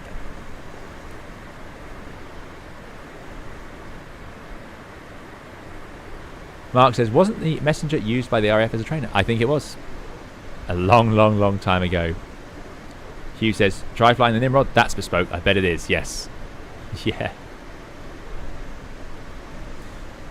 Green Badger says, I do. Phoenix works perfectly. Not happy about the FS Labs A321 Neo. Okay, I haven't seen what's going on with the FS Labs. I haven't seen that. I haven't tried any of the FS Labs aircrafts. I'm a bit behind on add-ons. Again, I became aware that the channel had turned into just sort of just new airplane. And I know a lot of people come for those videos, but I was starting to sense a slight...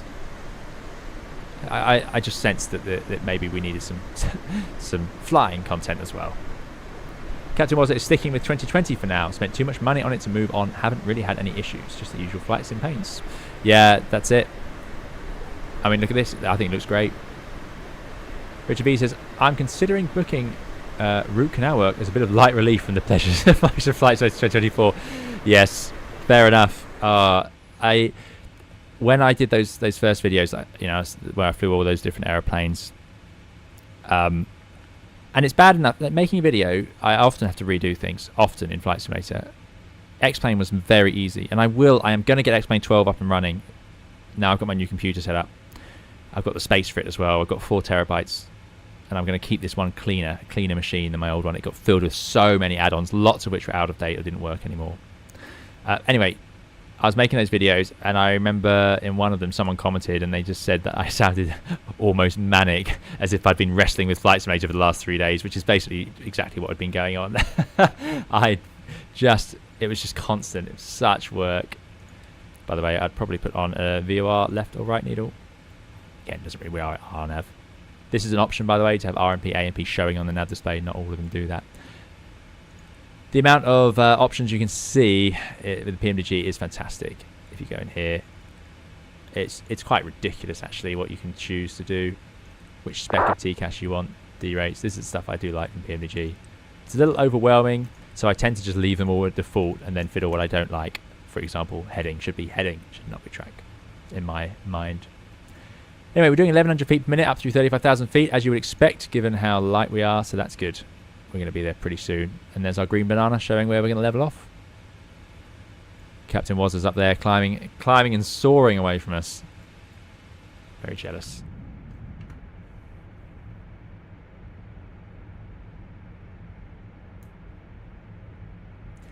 Being 737 says, I think people might not use a Steam because Steam uses a bit of performance, and 2024 you need every bit.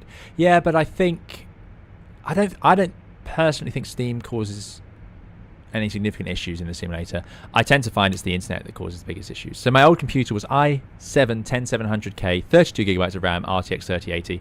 I think it could run 2024 just fine. I say just fine. Medium, higher settings. What I didn't trust it to do is run that, run Streamlabs, run Fly Live, run YouTube, run the browsers, and I was running out of RAM, and it's just time. 5 years in, you know, it was time to move on. And it's funny, I spent, you know, a fair bit of money upgrading the computer for the channel, and the result is I'm flying 2020. It looks on the same monitor. It looks very similar to what I had before, but there we go. I'm hoping it's delivering a smoother experience for you. Hugh says, well, since Sim Update 3 in 2024, you can now choose to download aircraft rather than stream from the cloud. It overall has improved and stabilized. That's good. I should try it out. Speed VNFR. Does the 787 work yet? Because Working Title did such a good job on the 787 in Flight Simulator 2020 and 2024, and it's been let down by the instability. and they released that huge update, but they didn't fix the 787, you know, the one that I paid extra for, and that's the airplane I want, obviously, for obvious reasons. So hopefully that is coming soon. Lucas says, did you do any other jobs before becoming a pilot? I did a few small-timey things. I did not have another career. That's not to say that's a good thing. I just didn't have another career. Lots of people I know did. I've flown with people who've been lawyers and been plumbers. You know, there's just people who've done all sorts of things, and it ends up where they want to be. Air traffic control. You do meet a fair few air traffic controllers who moved into flying.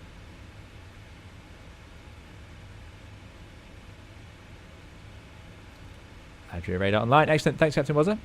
I'll keep a listen out. 4 Prawns, thank you for coming along. Great to see you here. 4 Prawns also, thank you so much. I did receive your very kind super chat a little while back. So thank you so much for supporting us. Really, really appreciate it. Very, very kind. 4 Prawns says, I am persevering with 2024 despite getting flashbacks every time I hear the music. Yes, I know. I know. Cameron is in 24. Right, well, it's time. We're in the cruise. Let me see if I can remember how to do a poll. Engage with your audience. Start a poll. I usually get these wrong.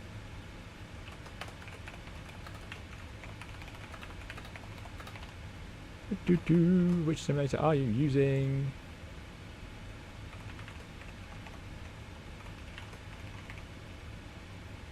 Oh, we're going to have 4 options here.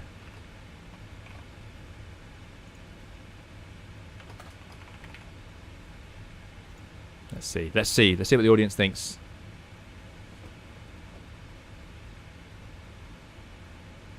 Hugh says, did you work in McDonald's, Captain? Can I say this? I think I can say this. I tried to. They didn't want me. That's all I'll say. Didn't want me. McDonald's is a great early job to get because obviously you deal with food hygiene, money, customers, public facing. So there's lots of ticks, you know. But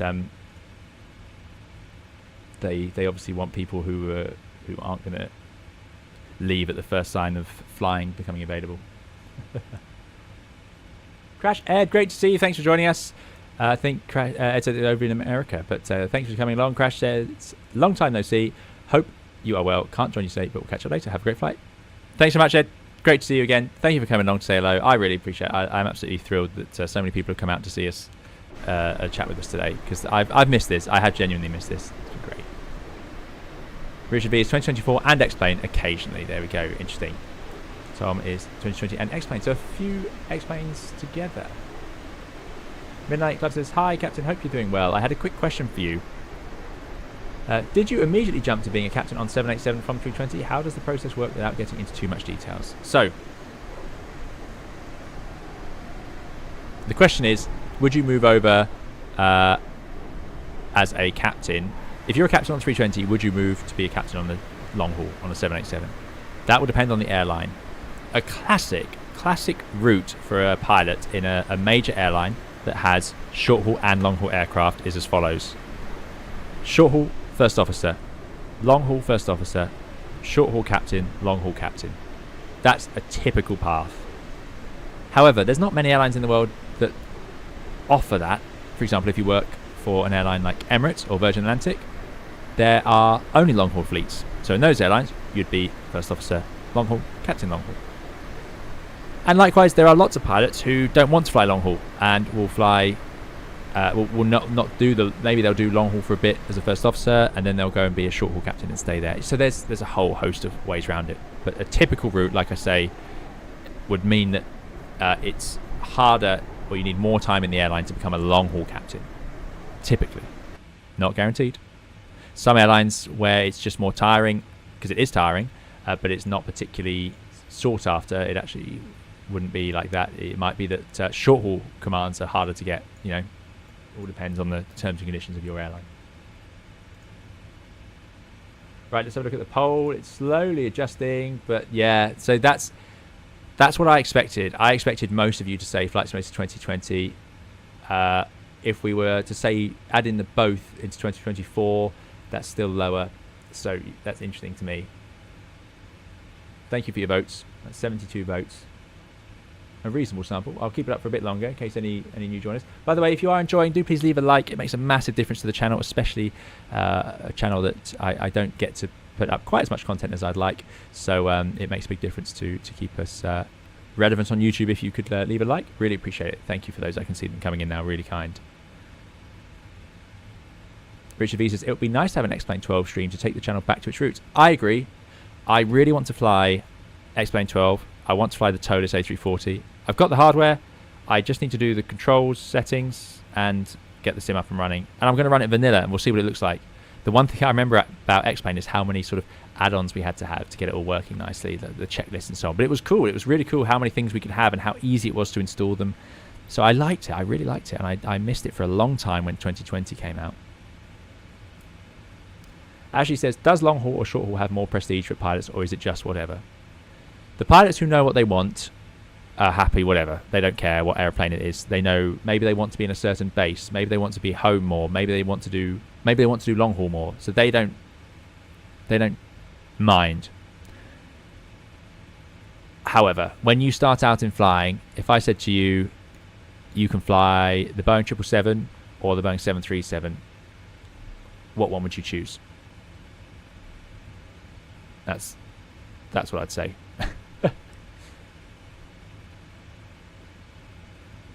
Sam is 2024 and DCS. I haven't used DCS for a long time, but I would like to. I want to relearn the Tomcat, get that in the air again. Got this lovely computer set up, ready to go. It looks remarkably similar. I don't think I posted a picture of this. I might post a picture in my Discord of this. It was hard for me to build another computer, but I think I've done well. I've got lots of fans. It's got 6 intake fans, keeping it cool, and it's got a really good processor. Because I underdid the processor on my last computer, and that eventually bit the channel, I think. That was my error. Cruising down the coast, love it.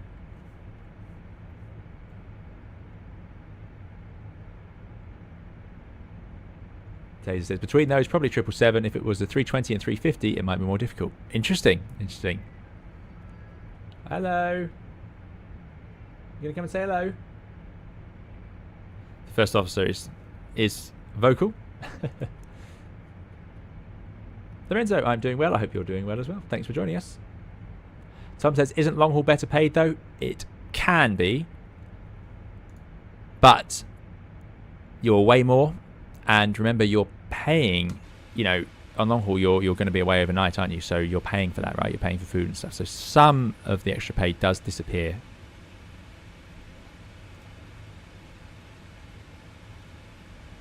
Thomas says, X-Plane with map enhancement is very nice. A little bit of a reshade to remove some of the fog, and it's pretty good. Now, how difficult is map enhancement? I never managed. I forget what X-Plane used to have. There was a system to get it looking anything like this, like we have out the window here on X-Plane. You used to have to do a...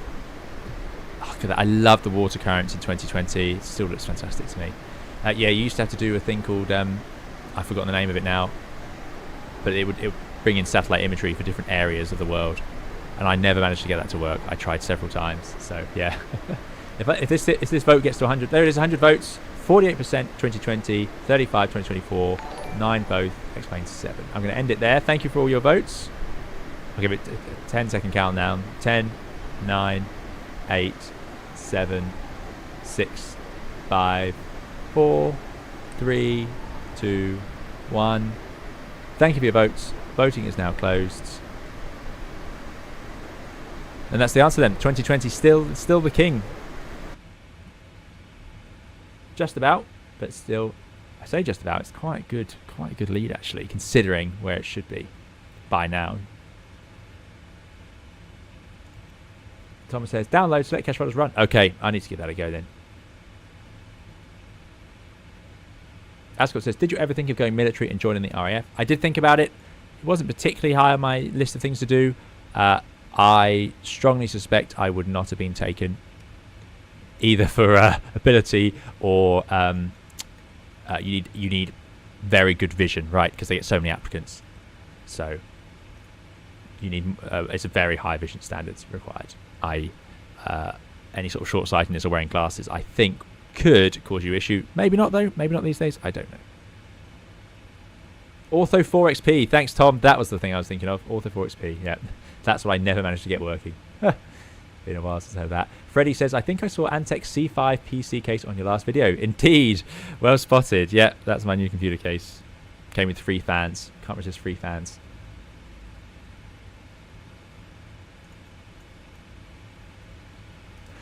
Right. What else we could talk about on the 777? Now we're in the cruise. There isn't a lot else to do. I'm going to put the TCAS to below. We'll be talking to another controller soon and leave it on TARA.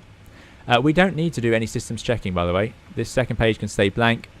We can go into the checklist menu and go into non-normal, and you can have a look at different things that you might want to do. So unenunciated checklists. What to do if you have volcanic ash, for example. This is where PMDG is very good, to have all this information in here. Very good. We don't have volcanic ash. I'm going to checklist override that because it will stay active otherwise in the background. So if I now go back to normal or then just close the checklist, it then will give us this checklist non-normal because we started it and it's saying, oh, you didn't finish that checklist. So I'll do checklist override and now it's gone. And we can always reselect it later. So yeah, so if you have an emergency on the 777 or a systems failure, it's going to lead you into this checklist. And what it should do is, if there is a checklist available, for example, let's depressurize let's do the left system. So that won't depressurize it. It's just the primary pump. If we go to hydraulics, we'll see this. And now the demand pump's taken over. I don't know if this will generate. There it is. It does. So now we're losing pressure to the left hydraulic system. Oh, there we go. And it does. It sensed the low pressure in that pump as well. And see the little square? That square is telling me that there is a checklist for this.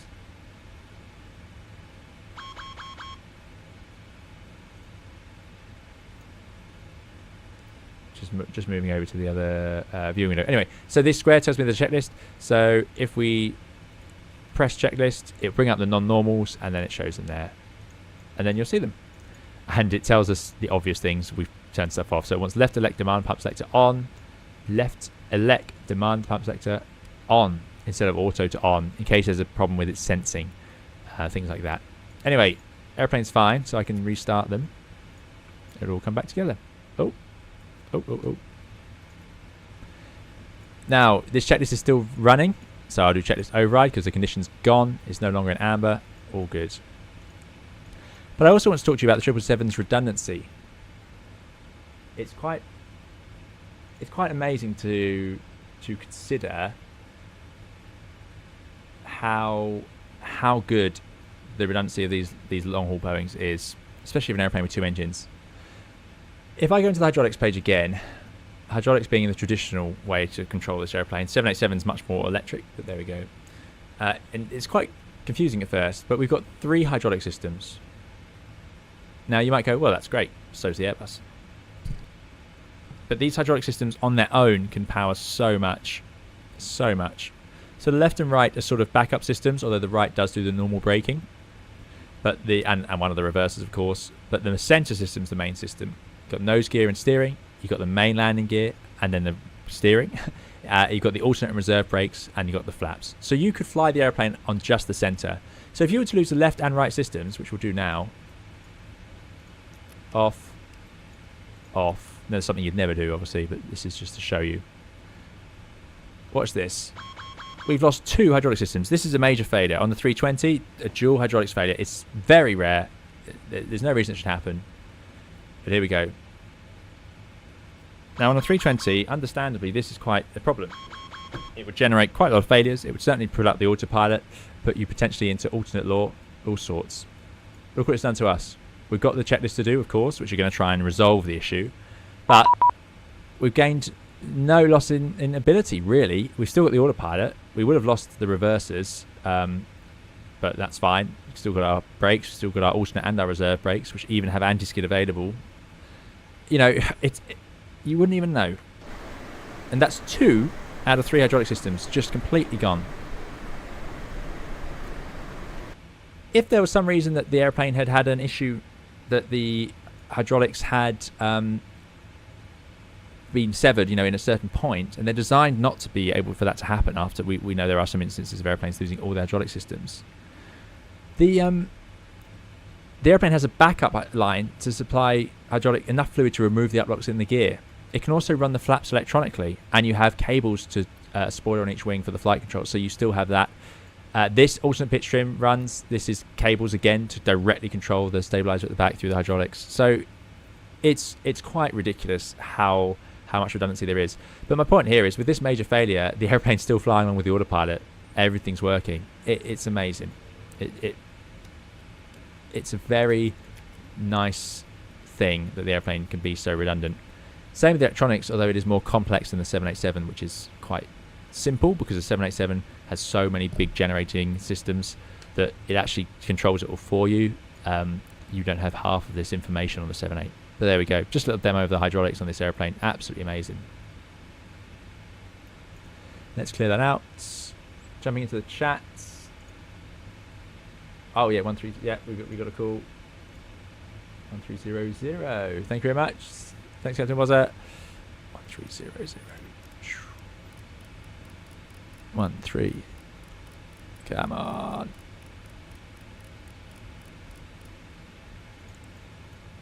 Right. We are. Alitalia. 245 heavy. 180 Austin 7 Delta Bravo. Control, Alitalia 245 heavy, flight level 370.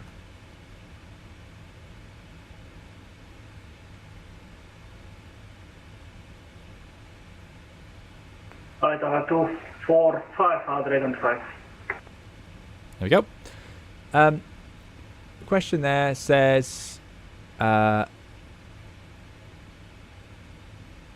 were to happen if at V1 both engines failed? So this is obviously coming off the back of the Air India incident.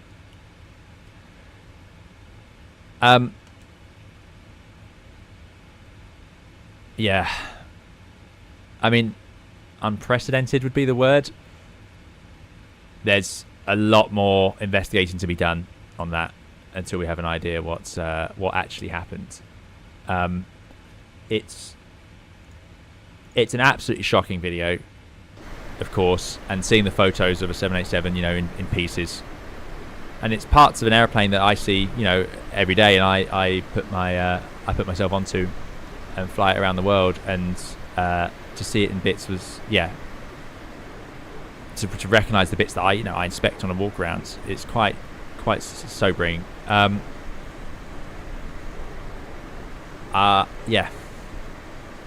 Obviously, I can't sit here and even speculate on causes. There's so many things that could have happened still, even after this initial report. And the only thing we can do is wait for the investigators to do their job. The reason for this initial report is to rule out certain things.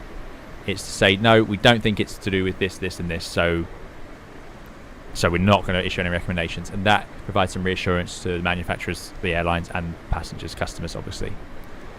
But even so, even though they're focusing on the fuel control cutoff switches, fuel control switches, there's still lots of options, right? Lots of options. I just thought I'd say something about it. I am disappointed in the in some of the videos I've seen online since then. I've been quite shocked, actually, that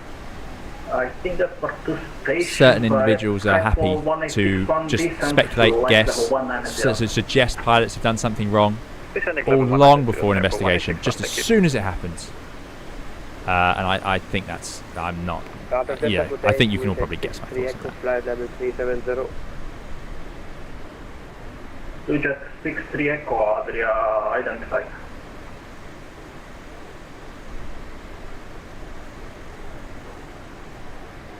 Ryanair 8542, just confirm you're inbound of Volby, or where are you going?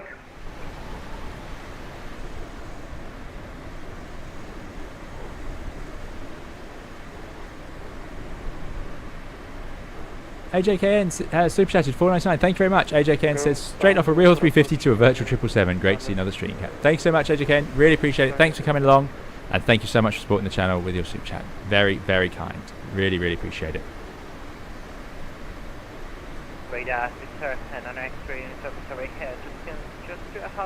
Very, very kind. And I hope you had a good flight on your 350.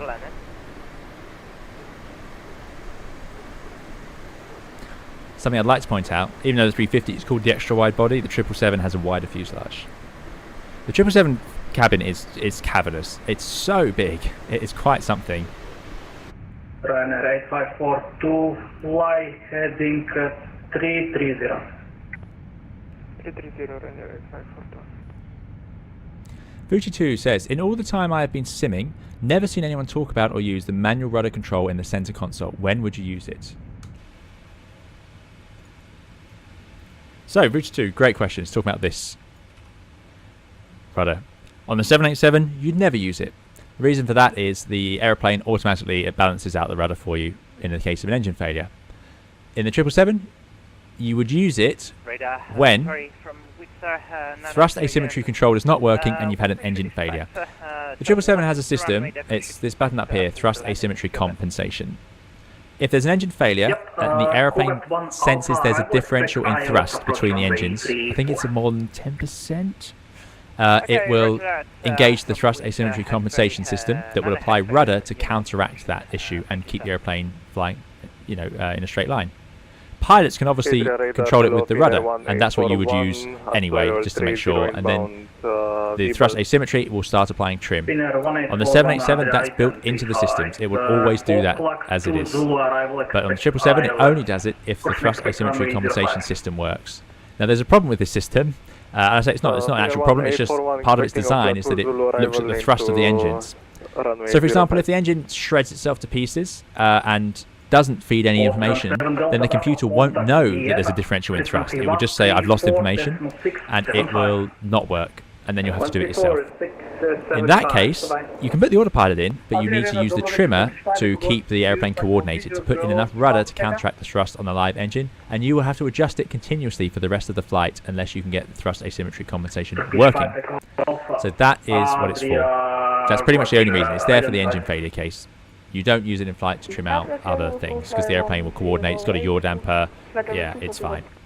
787 doesn't work the same way. It doesn't look at the thrust from the engine. It looks at the actual yaw of the aircraft. So it will counteract even crosswinds, things like that. With a gust across the tail, it will put in a bit of rudder to counteract it. Not perfect, but it's good. Once it's in the air, it is almost perfect. It's amazing. Because once you're in the air, the turbulence tends to affect the tail less, and it's more just thrust asymmetry. Enter 5192, then my sector, frequency change approved.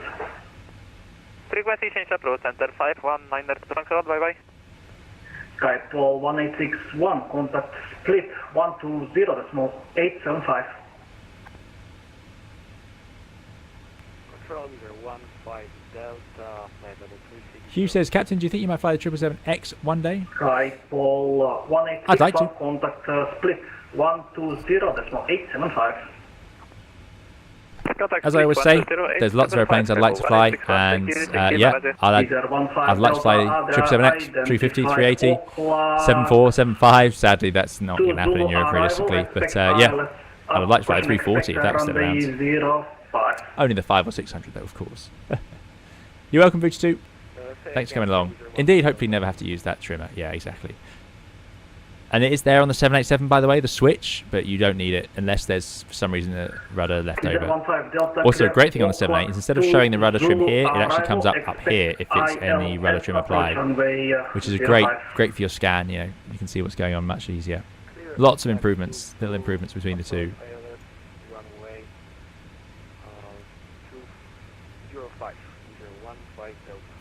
Cactus Bravo says, Simmers get really worked up on landing rates, but in real life it doesn't seem to matter that much. Can you tell us more about that? Yeah, absolutely. In pretty much any airliner manual, and I've flown, how many aircraft have I flown now? 4 airliners. They all say the same thing, essentially, or a similar thing. We do not frequency change approved, you wings for November. We are not expected to try and smooth out the landing by anything other than the normal flare technique written in the manual.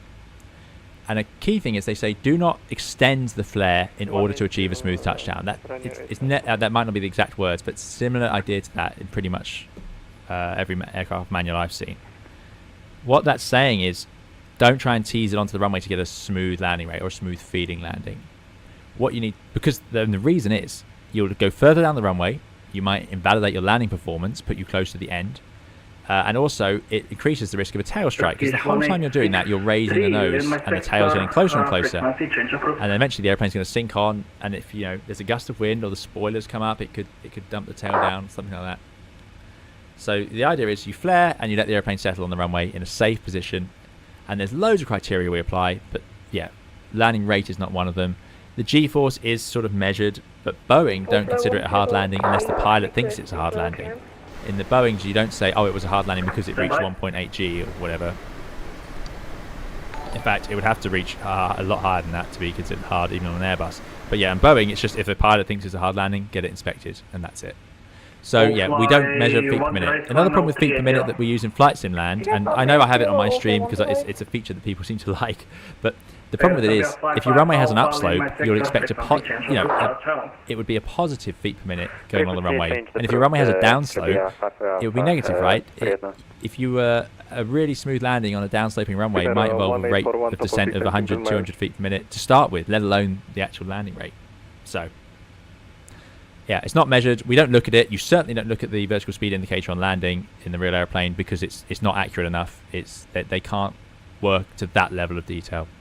They're called instantaneous vertical speed indicators because they have little weights in them, but it's not good enough.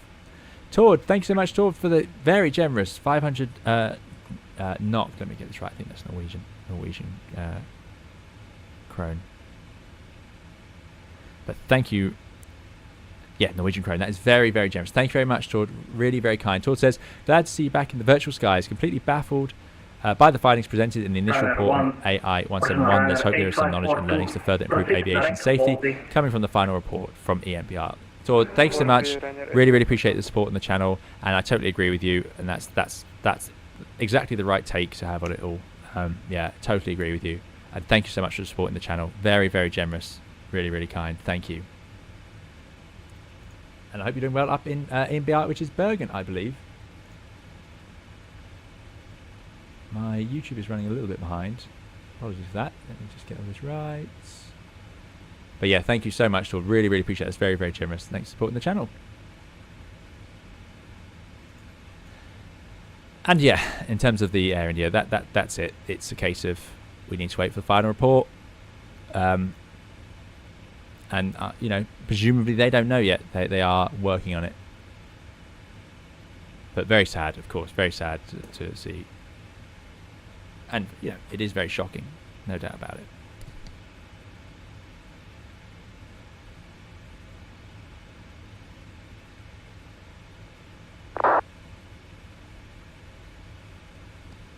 Right, so cruising at decimate 3, even with that higher cost X, but that's because we have a good tailwind. Unlike the 7.8, if I want to take over the speed, I don't think, 8.5 could be a little bit uncomfortable, whereas 8.5 and the 7.8 quite normal. Remember, the 7.8 was designed as the Sonic Cruiser, so it should be a bit quicker. I'm looking forward to I believe Bluebird are going to make a 787 at some point, aren't they? But we're still waiting for their 7.5, which I can't wait for. Love the tan brown cockpits. We need a few more in the sim.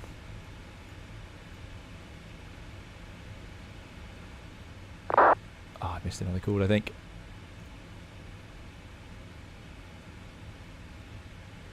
Goldie says, how is the flight sim physics compared to in real life? It depends on the add-on, I'm afraid. Depends on the airplane. Some are good, some are not so good. Sometimes it's the way your controls are set up. I remember the Inibuilds. We haven't live streamed since the Inibuilds A350, have we?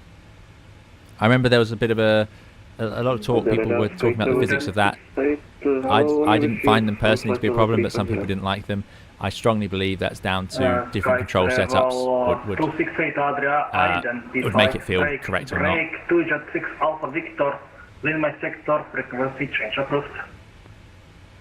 Over to the dark side for 2 Jet 6 Alpha Victor. Have a nice Sunday evening. Bye-bye.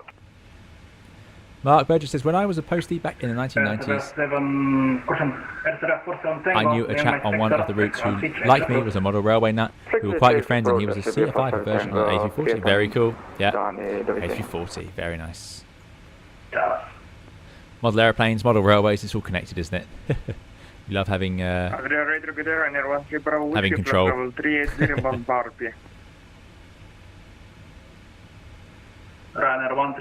Ashley says, are short-haul flights more interesting? I presume you end up flying to more interesting airports in terms of procedures than long-haul, where you mostly end on big airports. That's probably true.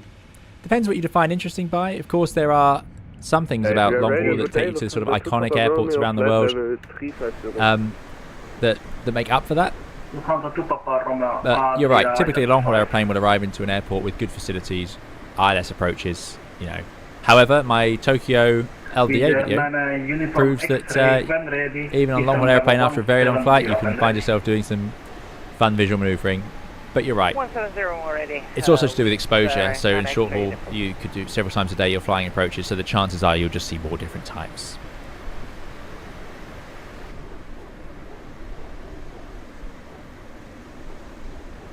Cactus says, speaking of A340, we have a Dash 600 coming soon. I can't wait. Yes, 600. Is that coming to Flight Simulator 2020 or 2024?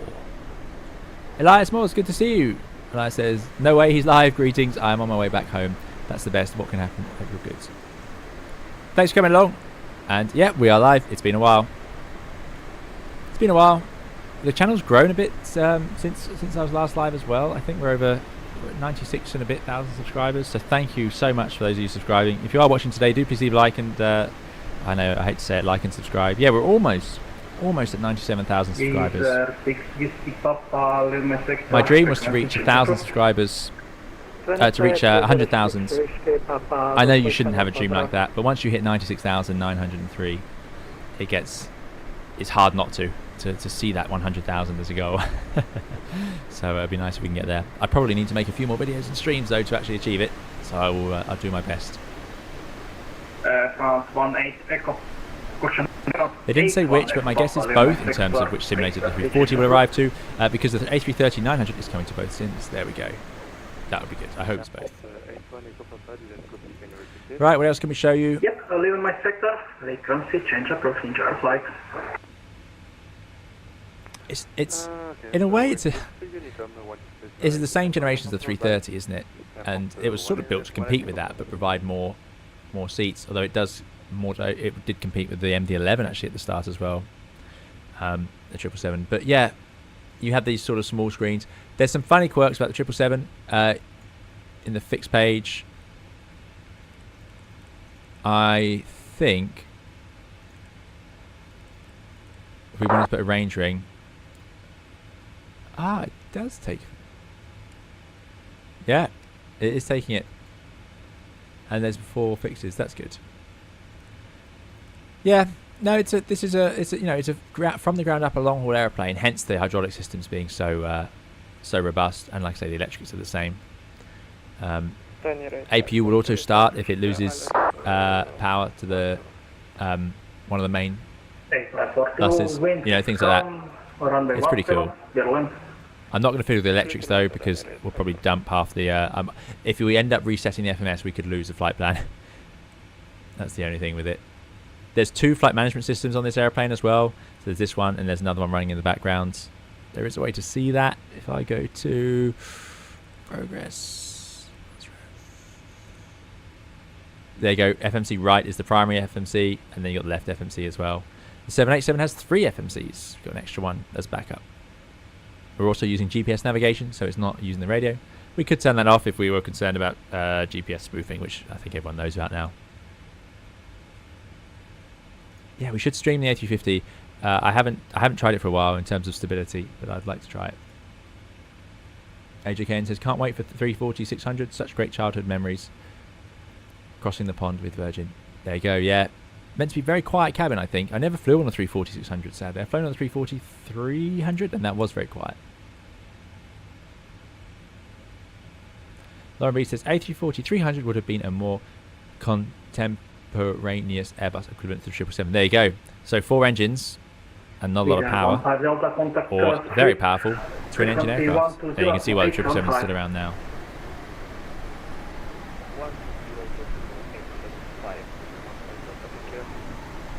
So Horizon had a VSD working. Excellent. VSD is the virtual situation display. It's not on the 777, but yeah, it appears at the bottom.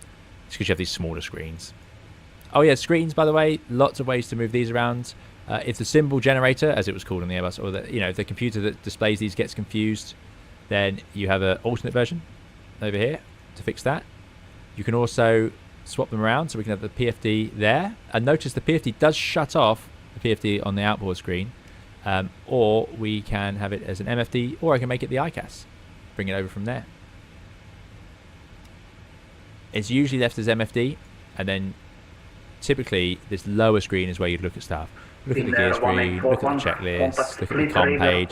Lots of comm stuff going on long haul, talking to oceanic clearances, lots of CPDLC through here now, so that's talking directly to air traffic controllers through text messages up here. You can also set up reminders, things like that. But yeah, lots of stuff in here. There you go, oceanic clearance requests, getting weathers, en route weathers and so on, so you do spend a lot of time in the comm page. Anyway, what you could do is go left inboard and put it up there instead, because it's in MFD. If I left it in nav, you can't. That will stay as just a nav screen only. So what you might do is, if let's say you set it to look at the fuel system, the other pilot, meanwhile, frustratingly goes and starts looking at the gear page down there, and you want to put this back. Instead of going up here, clicking left and putting it back, you can just go, and it's back as an MFD. Little tricks. Reminds me actually of something we used to do on the Dash 8 Q100 when you'd set up the screens for after landing. Sadly, it doesn't have the fantastic Airbus system that shows you the right screen at the right time on the lower screen, doesn't it? It puts up the doors and whatever else, the gear when the gear's down. It's a fantastic system on the Airbus, that.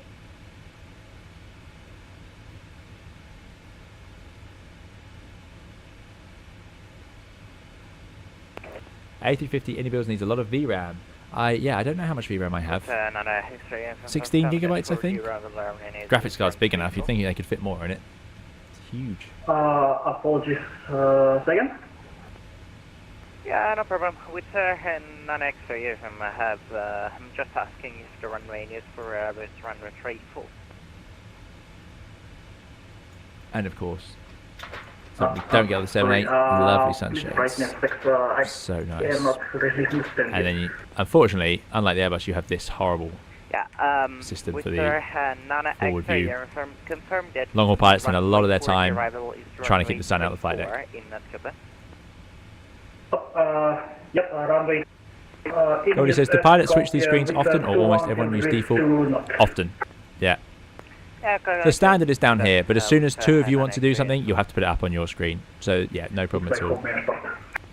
It's not as good as the 787 system, where everyone has their own set of screens and their own little control panel. That is a better system. They just realised. Agent 112, climb level 380.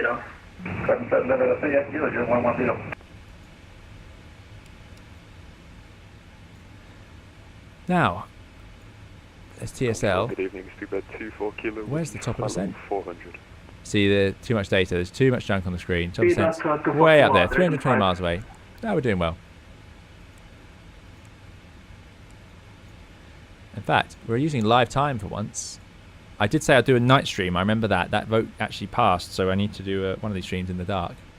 At the moment, if we go to VNAV, we'll see our top of descent. Oh dear. Why has it got nothing in there?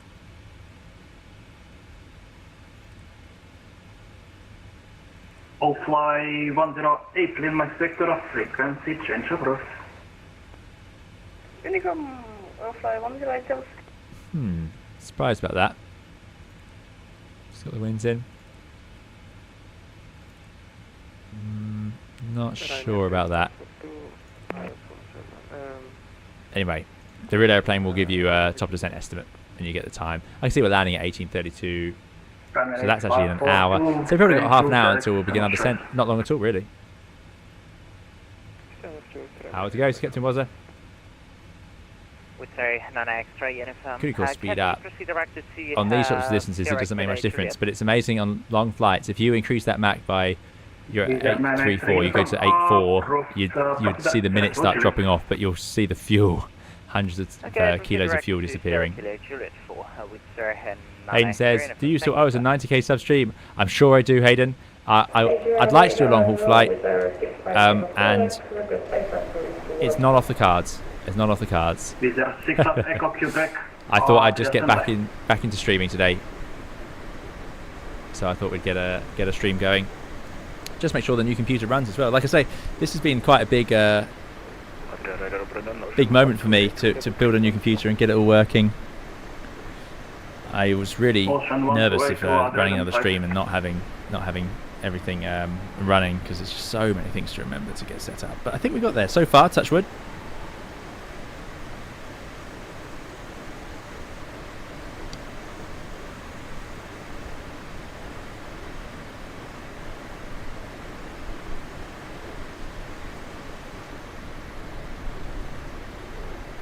Fuji2 would like a night flight with cargo airline, UPS, DHL, or... Yeah, we could do a night flight with cargo. I don't have the 777F. We could do it. A couple of airplanes I'd like to stream. I need to remember how they work. Is the 727 and the Black Square Starship. The only thing is, I tend to find that streams are more popular when they're in airliners than general aviation. So I assume that's because that's what you'd like to see more of, more airliners. But yeah, I'm a bit upset about the sun today. It's behind us and it's causing us... We might actually land in a bit of the gloom, certainly a bit of sunset. It's gloomier than I thought. I forget that the UK has such late sunsets because A, we're a time zone back, but also we're further north, quite far north. Captain Wazza says, it's X-ray 03 left at LGAV. Thank you very much. Oh, that's why I haven't put the arrival in. There we go. We figured that one out. Now, unlike the 787, you can put the arrival in before you depart on the 777. That's X-ray 03 left. And... Let's find the route, please. Helps we don't scroll around like that. Nevera 1 Quebec. So, how do I get rid of that search? LGAV. It's a classic. We've been there many times. Oh, look at that. That's cool. Can we grab the weather? There it is. Makes sense. 03. There's a classic as well. Athens Airport is one of those airports that was built in the right direction. It reliably has winds down the runway in either direction. I absolutely love it. Never one Quebec. Let's find the chart. Visa 6 of Echo Quebec. You are clear to your destination by Mados 1 Whiskey departure. That's the wrong side. 8,000 feet and or 52 Alpha. It's also the wrong side. I've scrolled past it, certainly.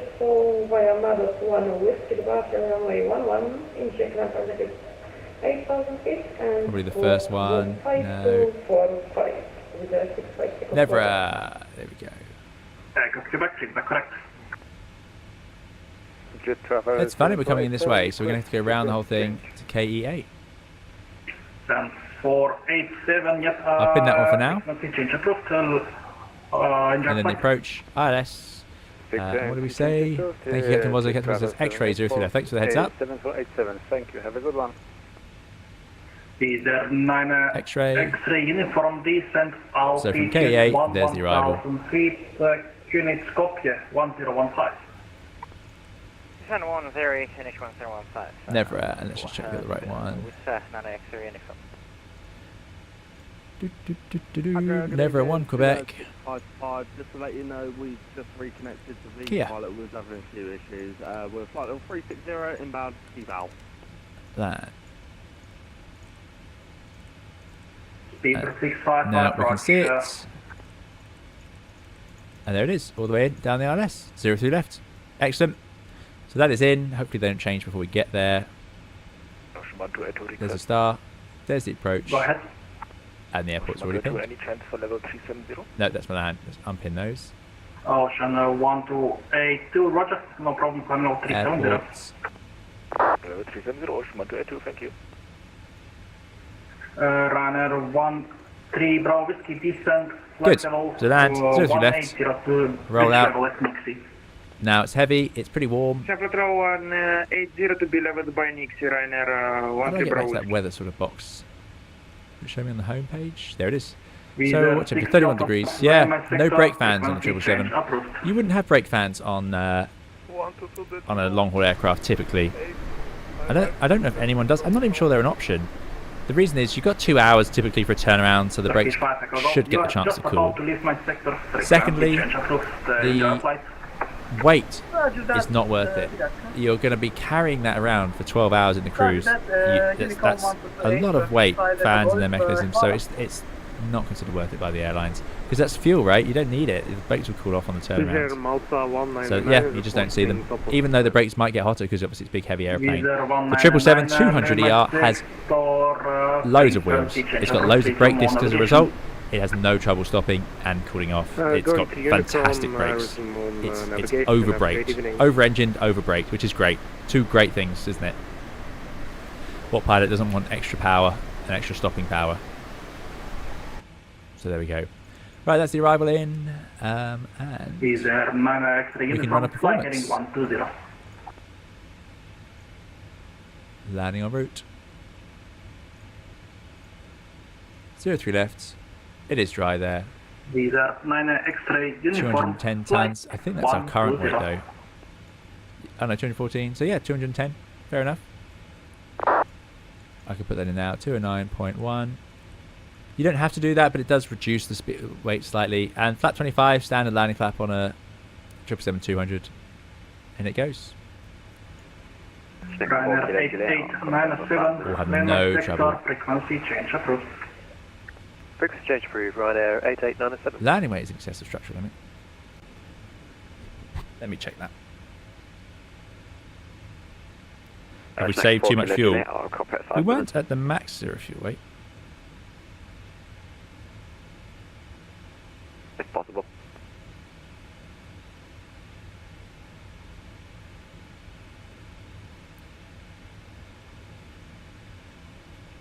Yeah, this will depend on the actual airline. Could be slightly over. Good evening, Ethiopian. We're going to imagine that we have the fit to do it at 209.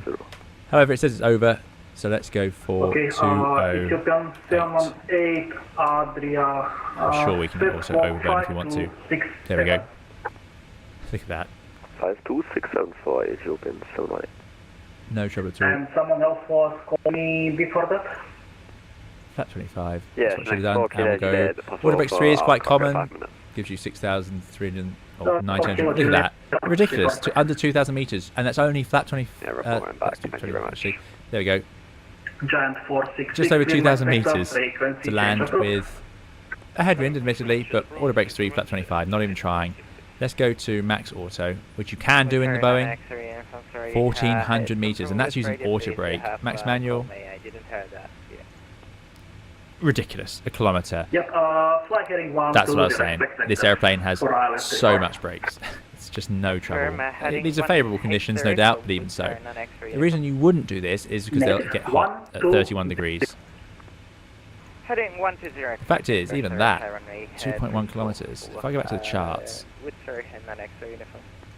and you can continue at altitude. This runway is 3.8.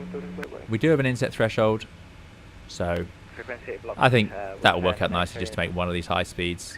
Honestly, if you went max auto, you'd make Alpha 9. It's ridiculous. And this is a heavy. This is we are at max landing weight here. What we're going to do though, now if I go to VNAV, it should have filled in. There we go. That explains it. And we have our descent speed. Decimal 839, 314. That's already pretty fast. What I'm going to do is just crank up the speed now. Let's give that visor and just burn a bit of that fuel off. Just one of those things to make sure we arrive.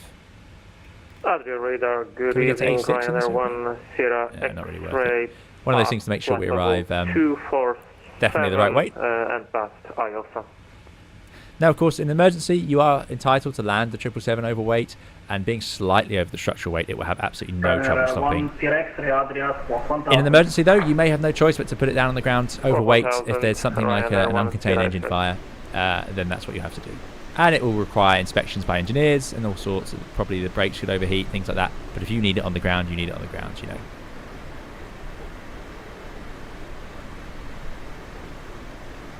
Lucas would like a flight to Hurghada. Yeah, we haven't flown to Egypt for a long time.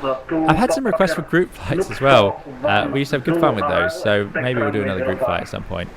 We did one around Egypt. We did the Nile and we did the pyramids. It was really cool. I enjoyed that. I still remember that.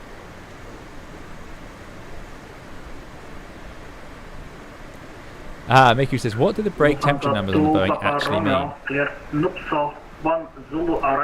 That's a fantastic question. It looks to 1 Zulu, arrival, expect runway 05, Lufthansa Takeoff Airline. Let me just have a quick look.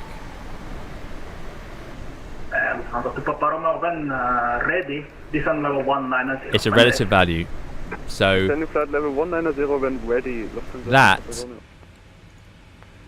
That number there does not translate. It is not a temperature. It is not like a decimal place into the temperature. It's just relative. So it will go amber and it when it goes too hot, basically. If it goes over 5, you're into an overheat. So 5 is the magic number where you need an engineer to inspect and so on. Yeah. Wizz Air 9 X-ray uniform, descent altitude 4,100 feet. Yeah, excellent. Right. Oh, another thing I love on the triple, old school clock. You can actually do it from up here. Something I don't like on the triple is that this button and this button are the same. So you'll think you're talking to a traffic control and you're actually starting the clock and vice versa. Whereas on the 7.8 they changed the mic switch to be a rocker switch, so it's different to tactile, it's different. Loads of things they've done on the 7.8 are just sort of fixes. Just like on the triple, they fixed lots of things from the 7.5, 7.6, you know. Just going through the speed a bit there, doing rather sporty 866. Another thing I can do is in the cruise page, if I put in decimal 855 into there and execute, it will update. There you go, that's cost us a ton. We're really getting into the draggy range here. Yeah, there's a lot of airframe drag at these speeds. It's not designed to go this fast. And now if I manage it, or push it in, it's not called managing because that's called intervening. Anyway, leave it in, and now the airplane will do that new speed. And I haven't changed the cost index, I've just commanded it to cruise at a faster speed. If I press Econ, it will go back to the cost index speed. Different format to the Airbus, but achieving similar things.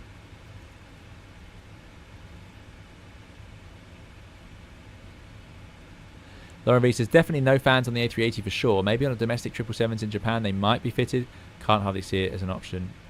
Yeah, it might be that Boeing would do it for you if you really wanted it. I know Japan's domestic routes are mostly served by 767s and then 78s. I don't know how many triples they use on them, but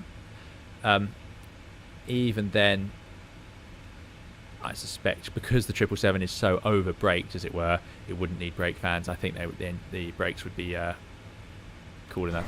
That's my guesstimation.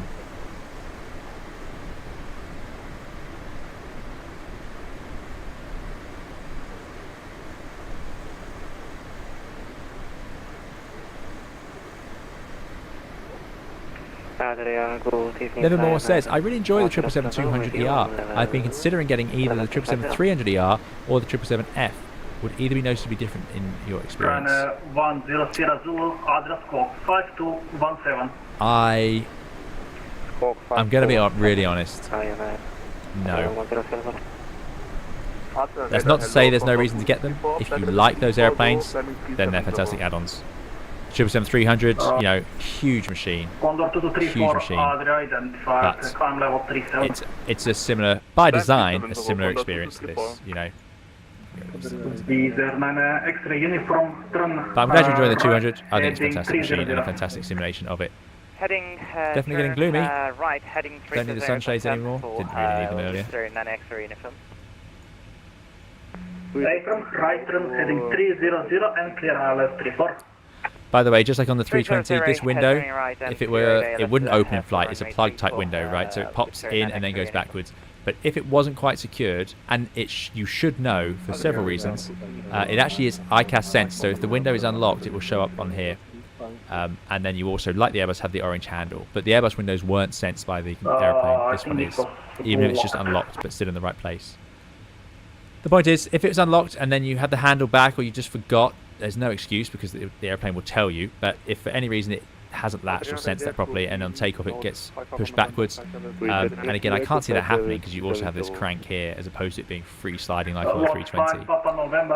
The point is, it will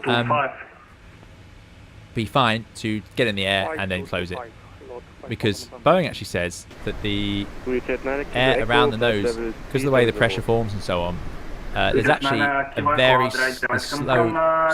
very thin area of slower air around the window. It's not like it's 200 knots straight in front of you, but you should be able to close the window in flight. So don't get distracted by it, basically. Fly the airplane, close the window later. I always think that's an amazing thing. Same on the 320. Close it later. 73 as well. Frequency change approved. Thank you. We'll go to Unicom Alitalia 245. 228. Back on Unicom. Do we have an ATIS now? We do. Athens is up and running.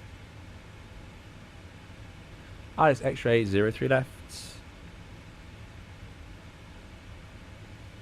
As we suspected, thanks Captain Wazza. Taking off on the right. Transition level 100. So we can put that in, make sure that's in. It's 31 degrees still, which is very hot in the evening, but it is hot in Europe at the moment. QNH 1015 is exactly the same as it was when we left Milan. It's getting gloomy. So, VNAV.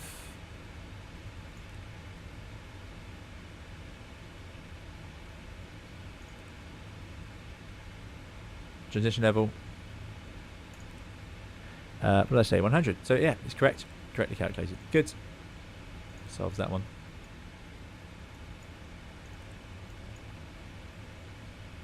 So top of descent. There we go. 200 miles. 18:19. 20 minutes to go. Could start up starting down earlier. Something else that might be the descent could be a bit too fast. So it's all very well putting in a fast descent because I want to get there quicker, but the problem with that is if air traffic slows me down, I'll end up too high on the profile because I'll have started my descent later. Because the faster I put in the descent speed, the later the airplane will descend because it's going to have more drag the faster you go.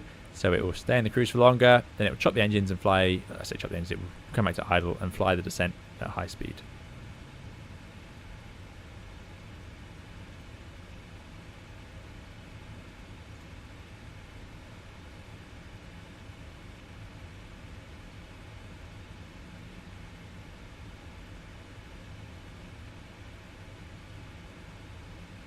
Nevermore says, I wish that I had knew the 777-300ER was in the pipeline, or I would have waited for it. I would prefer the larger aircraft. The 777-300 was released before the 200, unusually.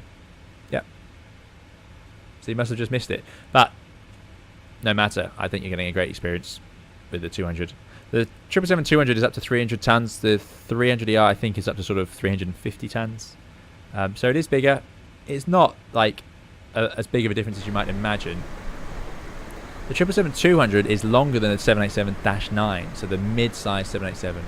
The 777-200 is slightly shorter than the 787-10, the biggest 787. But of course, the 777-300 is longer than all of them, and then the 777X even longer than that. For 2024, apologies, yes. Yes, in 2024, it's only the 200, yeah. For now. Captain Wazza will be on an old 777-200 at Christmas to New York. Fantastic. Taking an A380 to LA next Tuesday. Enjoy that. I think you have a great time in LA. Nice time of year to go. I love this time of night flying airplanes, and you see this time of day a lot on long haul. But to be fair, I used to see it all the time on short haul as well. As you're heading into Europe at night, eventually you'll see the Earth shadow. I'm curious to see it if it loads. It's very noticeable when you're in an airplane. You get the very dark line that sort of, it would like start from the horizon here and just go up like that, and it's just the shadow of the planet, which is, it blows my mind when I see it. It really gives me a sense of scale. Looks like we might get our night landing. That's going to make my life more difficult. As it's bright sunshine out the window where I am.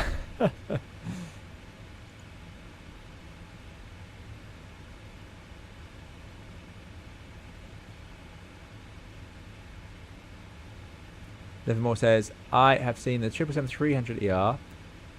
It's supposed to have taxi cams, but I don't know if that is in the sim. I don't think it is yet.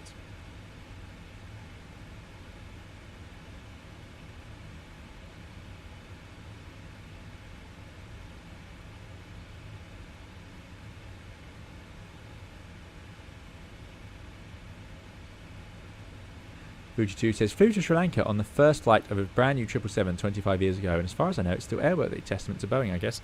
Yeah, so airliners will be kept in service up to 30 years, is typical in Europe even. And in America, even longer. Hence, you've got 75 and 767s going around the world still. So, yeah. Yeah, it should still be airworthy, really. I would hope so. By the way, lighting system, similar to the 78. We've got... there's sort of reference setting in the middle. You can adjust it around that, but the overhead master switch will dictate how bright the overall brightness is. The dome light is separate to that though. It's not included, so you adjust that. If you want it really bright suddenly, storm lighting can go on. That's pretty old school, isn't it? Doesn't that just take you back to Flight Simulator 2002 days? Nice 2D storm light panel. They always used to show them with the storm lights on, the way the textures were set up.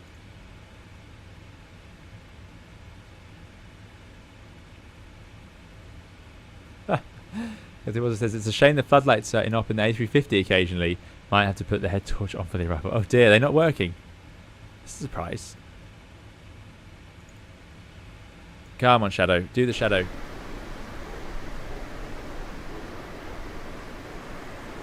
I love it when the airplane's lit up like this. So cool. Oh, well, we've not been enjoying chase plane enough. Awesome. Love it. It is a nice livery, isn't it, Vuj2? I agree. Hayden says, a few DC-6 are still in service. There you go. Fantastic. Speaking of vintage aircraft, someone did ask, have I seen Ice Pilots? Yes, I have. I think it's great. Really enjoy the Ice Pilot series. He just says, big respect to the cameraman for filming the plane from the outside. Indeed. Yeah. Thank you to them. Especially considering it's about minus 50 degrees and there's probably about 50-mile-an-hour winds wherever this is being shot from. It's a weird bug, says Captain was the INI A320 Neo also missing flight deck lights. Yeah. Obviously this must be talking about Flight Simulator 2024, or is that in 2020?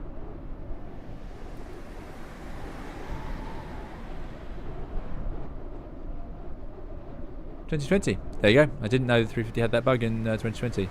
I know there's some exterior lighting bugs in 2024, but that might have been fixed by now. Oh, I think we can see Captain was in front of us there. By the way, chase pane is just so great. So good. Look at this. It's just like being back in the old flight sims when you could cycle through like Tower View and so on. Oh, flying a turn. And, you know, cinematic. And you can adjust these to how you want. You can skip through the cinematics if you don't like one of them. I just love it. Effortless. It's effortlessly fun. ABCDE says, don't you feel the 777 cockpit looks outdated? Well, I know why you're saying that. I like it because it reminds me of the 757. That's sort of the reason I got into flying when I was a kid going on holiday. I would see the 757 and it was this tan brown colour. It looked very similar to this. And like I say, not going to get to fly one of those. But yeah, oh, let's do the auto brake 2, 3. And that should appear up here to check. 3, excellent. Yeah, so I like it. But yes, there are in some ways you could say it's outdated. Mainly the colour and some of the switches and so on compared to the 78. But I would argue the 787 in some ways it still has this sort of old school style pedals. The yokes just, you know, pretty old school really. I know Boeing aren't about to get rid of it, but yeah, so it's really just the size of the screens that gives it away. This autopilot panel, pretty much the same as on the 7.8, and actually these buttons are nice and big and squidgy compared to the 7.8 ones, which are a bit more small and clicky. Yeah. So it's a little older. I wouldn't say it's outdated yet, though. I don't have a problem with these smaller screens, really. I didn't like the idea of the big screens before, and then I flew the 7.8 and they sort of grew on me. I realised how powerful having such flexible screens could be.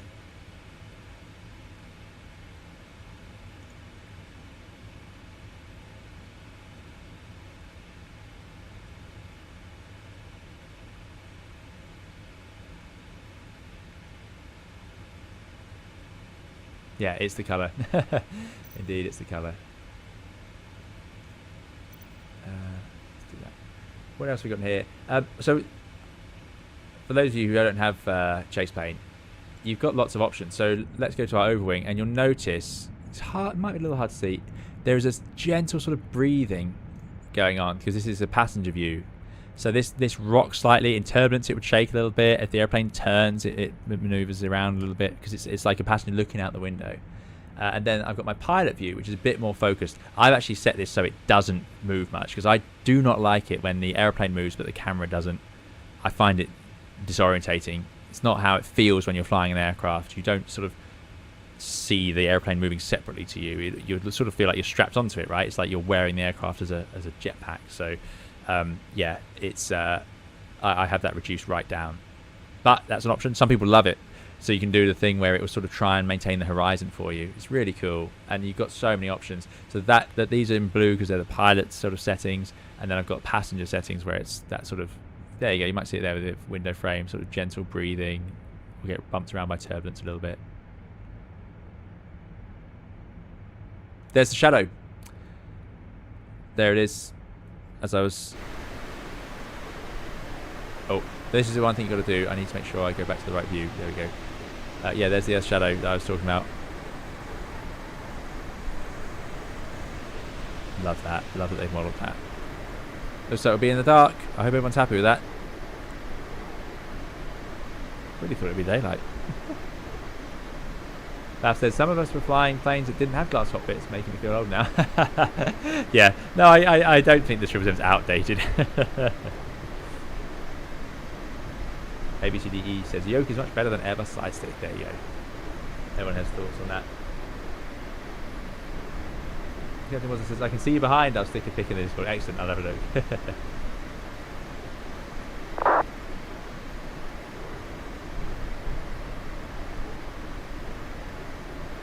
Ian T says, can't wait for chase plane. Comes to Microsoft Flight Simulator 2024. Yeah, I agree. And I've got shortcuts on my joystick so I can just pop between the different views. I wish the lights were brighter on this airplane.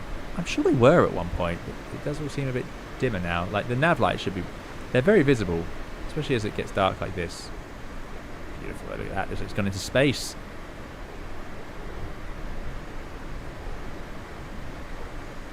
And this is where, if you're sat right at the back, you can't actually see it in this one, but you get that. Can you see the contrail? Yeah, the passengers in the last few rows. You can see the contrail of the airplane, and it does do this where it flickers onto the window frame, doesn't it? Very cool. This is the fuel jettison, of course. Funnily enough, you've got double-slotted inboard Fowler flaps, but single-slotted outboard Fowler flaps. 7.8 is all single-slotted. They've managed to do away with that extra mechanism.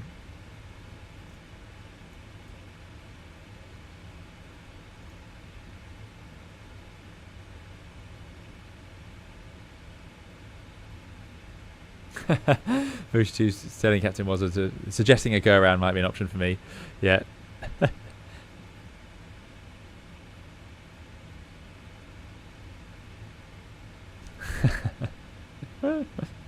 Melvin isn't sure that I have the authority to suggest that the light should be brighter from the outside. When looking from the outside, it does look much better. What I mean by that is you do of course see aeroplanes from the outside. So I get what you're saying. There's no way anyone stood outside an airplane at 32,000 feet and can assess the nav lights being brighter or dimmer. But what I mean is, when you see other aircraft whizzing by, the nav lights stand out, whereas there you go on that shot, the red light should be brighter. I think they're not very bright. In daylight you can't see them, to be fair. So we'll see what it looks like in the dark. But the reason nav lights are there, it's purely so other aircraft can orientate themselves with respect to your aeroplane.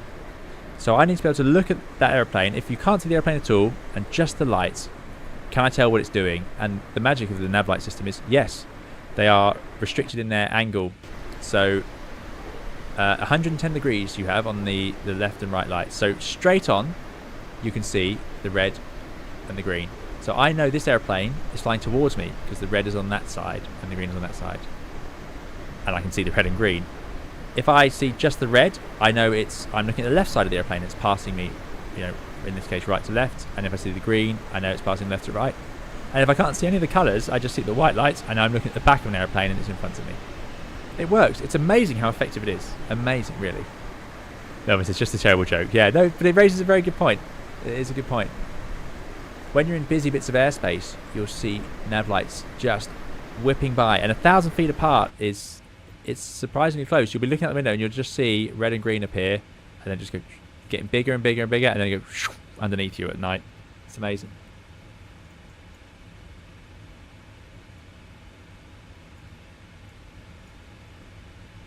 Lots of lights, by the way, over here in the triple. Have that on for a while. I do like the reflections in 2020 as well. This stuff's great, isn't it?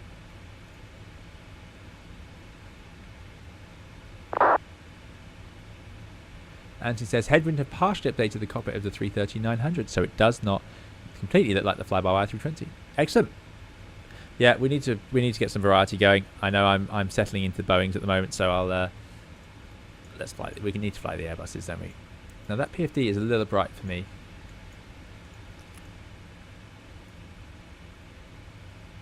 You don't normally need to adjust them separately. Pretty good, but I'm going to leave the other lights on quite bright just for the sake of the stream. So we get a bit of control with this dial, not full control. And we can do the same for the inboards. Just bring it down a bit. There we go. Excellent.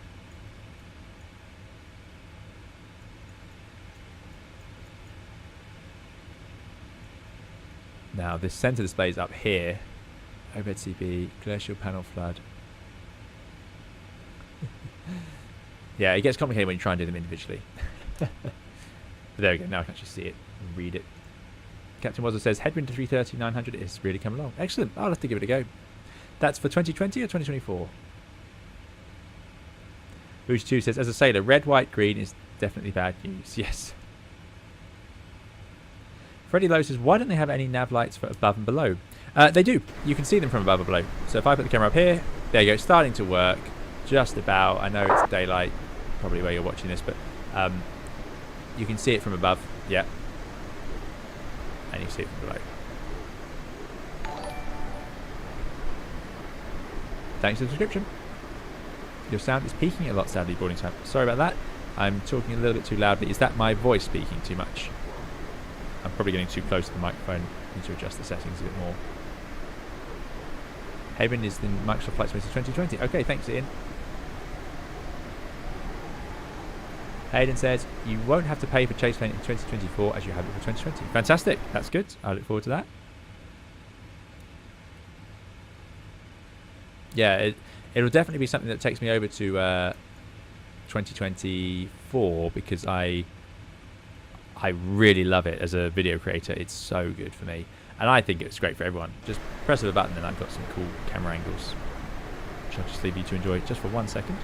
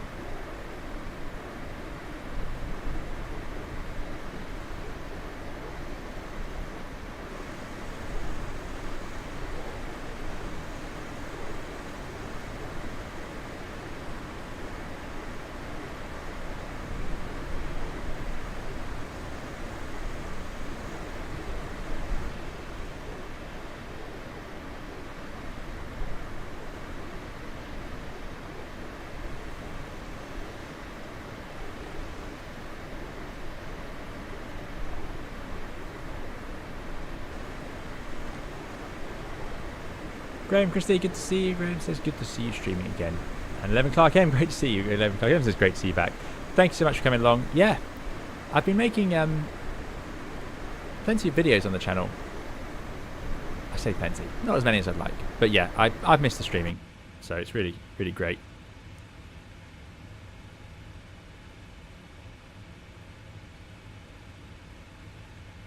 That has gone very quickly into night time, as it would. Remember, we're flying more east than I realised, actually, heading 134, so we've just flown into the night, really. So that's what happens. Nights go very quickly when you do this, and on long haul you could do this for a fair old while, just keep heading into the dark. And that's all you see now. That's what's going on in the cabin. I think the lights are sort of dynamic on this airplane. I imagine we can go back and have a check. Yes, it does, doesn't it? It puts the curtains across and things. I don't think we can adjust it, but there we go, in a night setting. This was a big selling point on the 777 as well. The way these lockers fold up out the way, it just makes the cabin seem massive. There's nothing else like it. 747 would have been like it, but yeah, and 380, I suppose, but you don't see many of those, whereas the 777 compared to even a 350 is just a big old thing. Awesome. Yeah. Everyone's tucking in for the night, and I'm waking them up now with that outrageous turn where it's gone out of sequence. I've not seen that before, so let's solve that one.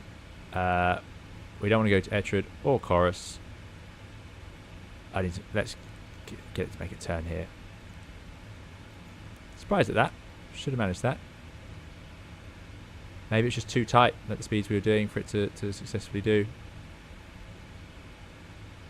That's beginning to look like we're on a positioning flight with lack of passengers. Indeed. Yeah, indeed. Juliet says, hello, first time watching your streams. Have watched most of your videos and basically learned to fly in the sim from your channel. Thank you for all the awesome content. Awesome to catch you live. Thanks so much for coming along, Juliet, to say so. I'm really, really glad you've enjoyed the videos and they've helped you get into flight sim. That's why I started this channel. You know, I had trouble with trying to do certain things in Flight Simulator when I first started flight simming, and then I learned how to fly airplanes, and I thought, yeah, it'd be fun, especially during COVID. Had the time to do it, and we've kept it up. So thanks so much. Glad to hear it's helped you out. That's brilliant. And now we've got a few airplanes on the channel that you can get a full tutorial series for. We've got the did I do it? I don't think I did the 7.3 because obviously there's more knowledgeable streamers out there on that one. But we've done 320 several times over, 777 and 787.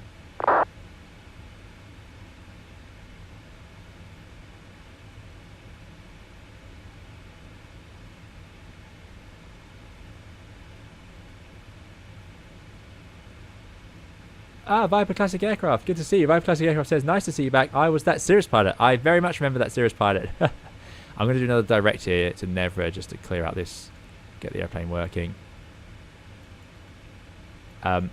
Yes, I remember you very well. That Cirrus pilot used to fly along with us a lot. That Cirrus pilot says, nice to see you back. I was that Cirrus pilot with a new name now. Fantastic. I hope you're doing well. I hope, yeah, what's been going on? Viper Classic Aircraft. Is that a new adventure of yours? Awesome to see you. Thanks for coming along. Captain Wazza said, you're trying to cut me off. Yes. I'm taking shortcuts now. Coming up to the top of the descent. So, I'm going to run a quick poll. As is my want. This is going to be, should we land in the daytime or nighttime?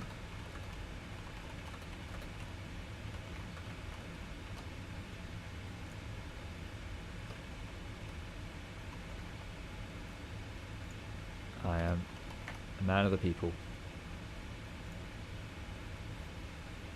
I love doing polls. I love the engagement. Just immediately getting a sort of a direct answer from the audience. Oh, wow! This is looking strong for night. We haven't done it. We promised we'd do it. I said last time, and now I'm trying to get out of it. Reset MSP altitude. It's saying that as we approach our top of descent. There it is. It's gone through 20 miles. So we've got our arrival to fly. It's pinned Nevra, which is what we are routing to now. Wow, that is dominating for nighttime. There we go. I'm not getting away with it. 11 Clark M says, thought I'd provide an update on my PPL training. You may recall on previous live we were chatting because I was training in a Robin DR400, but the aircraft sadly went into a position of uneconomical repair. So moved to C172, which was a lot more mature. 4 hours in and the flying club went bust. So now I'm at a different club learning on the Warrior 2, 1 step forward, 2 steps back. That happens, 11 o'clock AM. I'm glad to hear you're still going, and I hope it goes well for you. And keep us updated for sure. Robin's fantastic airplanes. Good you've got experience in different airplanes. And you'll have a better idea of the quirks of different aircraft and what flying feels like between them. And I think that's no bad thing at all. It's a shame about the club going bust. A key thing for me is don't pay flight schools up front if you can avoid it. Try and divide it up so that if they do go bust, you don't lose a lot of your money. I've just unfortunately met people who've been caught out like that. So yeah, definitely. The first officer is vocally helping out now. She thinks she deserves some dinner, but we haven't landed yet. So she's had plenty of food and has food available all day. I would like to point out she is just asking for specific food that she wants, which she will get shortly. Viper Classic Aircraft is off to Riot next week. Excellent. Riot is a fantastic military air show in the UK at Fairford. Yes, I hope to be going to Riot as well if I can. Yeah, really awesome. Oh, Viper's flying in. Wow. Can I ask, Viper, what are you flying in?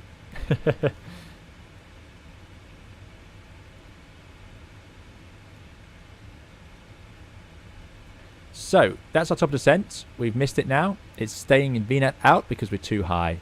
So let's put in our classic flight level 100.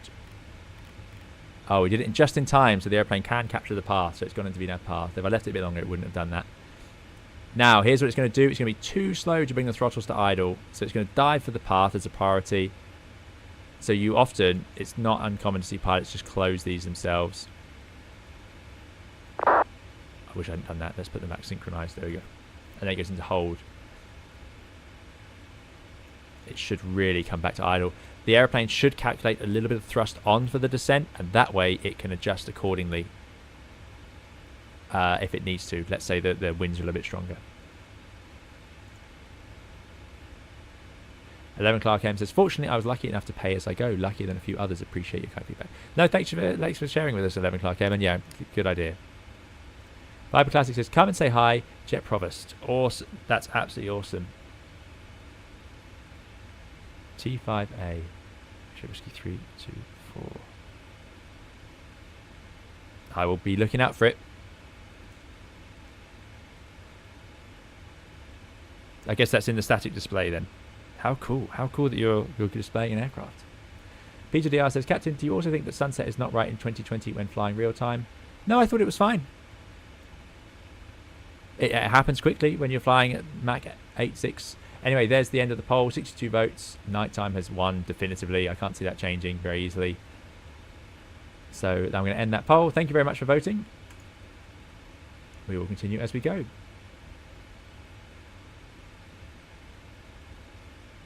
Yeah, I will look out for Jet Provost T5A. That's awesome. Freddie Lowe says, do you prefer the Airbus style auto throttle versus Boeing auto thrust? I like the Airbus system in terms of the way reverse works, and there's a few reasons for that. In a rejected takeoff in the Boeing, and if one of the engines has failed and you're pulling up on both reverses because you don't know which, of course, you're not thinking about it, you're just stopping the airplane. You don't do any diagnosis at that stage, you just stop it. You have to sort of wiggle them, because if you try and pull both but one of them's locked, effectively your hand won't move and you don't get any reverse. You also have to disconnect the autothrottle with your thumbs. Closing them isn't enough to do that. On the Airbus, neither of those things are a problem. By bringing the thrust levers to idle, it automatically disconnects the autothrottle, and it also will allow you to select reverse even if it's not available on that engine. So things like that, Airbus is better, in my opinion. However, it is nice on the Boeing having your hands on the throttles, feeling what they're doing. I do like that. I also like being able to override it if I really need to. I almost never do. I think the long-haul Boeing autothrottle system is very good, but there you go.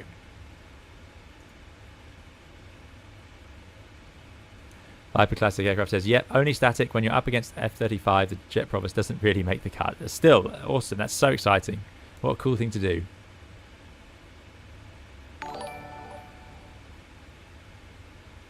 Peter DR says, thanks for the info. I always thought sunset was too early. I'm assuming it's at the right time. I don't know what time sun would set here, but to see it happen that fast is not a surprise to me. Put it that way. Kelpie, thank you so much for your $20 super chat. Really appreciate it. Kelpie, great to have you back. Kelpie supported the channel a lot over the years, so thank you. Kelpie says, hey, been a while, little late to the stream, but glad I can catch the descent. Hope life's been treating you well, man. Thanks so much, Kelpie. Thanks for the support. Thanks for joining us here. Really, really appreciate it. I hope all is well with you. And yeah, thanks for joining us for the descent. Thanks for supporting the channel. Fantastic. Yeah, all is well. I haven't been able to stream. I must confess, I set up my new computer and got a little bit wary of streaming, and I thought, no, enough is enough. I want to stream. I'm available on a Sunday afternoon, which is a great time to stream normally. Apologies for those of you who wanted to watch the tennis. But here we go, in our descent now. Yeah, we'll go and have a landing and see what's going on. But yeah, I'm really glad I finally got it set up and sorted, and we got the new computer doing it, which is great. It's lost some of its RGB lighting, which I hope is not a sign of imminent shutdown of my computer, but it seems to be doing well. I haven't noticed any stuttering for you. You lot let me know what you think. I'm running similar graphic settings, and the only thing I need to do is increase the bitrate. I think we could probably get a better bitrate out of my internet and this computer. But yeah, thanks, Kelpie.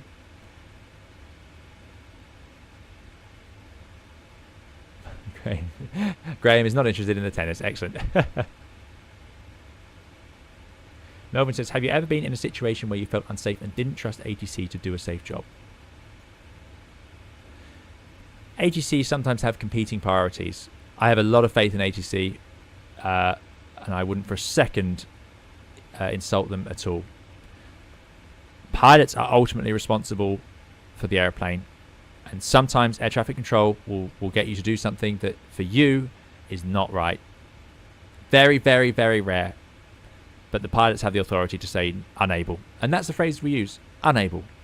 Let's say you're really high and they haven't noticed that because they're dealing with lots of airplanes, and they just think, oh, we can give you a shortcut, get you into landing, and they clear you for a straight in, and you didn't think that was going to happen, and now you're too high. You can just say unable, we need more track miles. So it's one of the weird things about being a pilot. We talked about this I think before, where you are the last backstop. You have to be able to say no, and we do.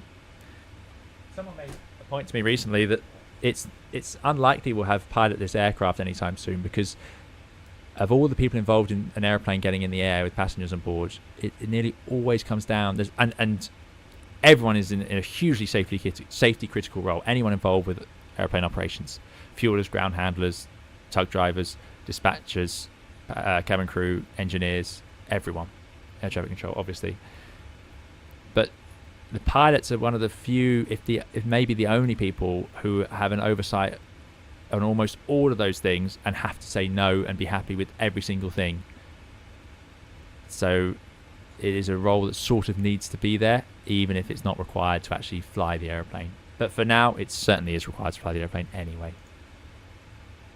It's just something I hadn't really considered before. That the role sort of has to exist from a responsibility position. Down we go. Not uncommon to arrive at Athens in the dark, of course, because it is quite far east from Western Europe. Rutu says, glad you were doing a live stream. Really missed the COVID streams. Great times. Yeah, it's fun, isn't it? I think back really fondly to that as well. So I'm glad we're here today. 11 o'clock AM. I did discuss the 787 a little bit. Essentially, it's very sad, but we'll wait for the report to find out. And yeah, there's just no point speculating. There's so many options, even with the initial report, so many things it could still be. So, and yeah, so we'll just have to wait. It's frustrating. I know people want answers, but it's a complicated thing. But yeah, I did talk about it a little bit more. I think it was not long after getting into the cruise. Sorry. How long are we streaming for now? Fair old while. Vucci2, thank you so much, Vucci2, for the very, very generous super chat. Vucci2 says, really good to have you streaming on Sunday. Thank you, love it. I'm glad. I thought Sunday was our classic streaming time. Has Athens gone offline? But yeah, thank you so much, Vucci. Really appreciate it. I'm glad you're enjoying it. And thank you so much for supporting the channel so much over the years. Very, very kind of you. Thank you. And thanks again, of course, to Kelpie. And yeah, everyone who's very, very kindly supported the channel today. Something we should have done. Firstly, I wanted to go to 10,000 feet. Is the descent checklist. So recall, press this button, make sure that we've turned all our systems back on and nothing's broken. Notes which appear down here if there was a failure and we had subsequent things to think about for the landing. There are none. Auto brake is at 3. Landing data VREF 25, 145, and we need to put in our minimums for our ILS. ILS X-ray, and it is minimums of 520. This switch horrendous, just like it is on the 7.8. Off it goes. Not a problem tonight, really, so I don't want to get too excited. Oh, we did it. 520. Good. Actually, you can put in the specifics. 516 if we want to. No, I'm really making my life difficult. 516. There we go. Right, we'll update the heading bug to just match. We're now heading downwind, I believe. Airport is over here. Out to the right. And can we see Captain Was it in front of us? Yes, we can. We're getting close. We're only 10 miles behind, but and we're going at an absolutely ridiculous speed. I'm going to use the speed brakes now and slow down early just to try and build in some spacing. Anyway, approach briefing is complete. That's the descent check is complete. Next will be the approach checklist once we go onto an altimeter, once we go below 100. Yeah, thank you again, Booty. Appreciate it.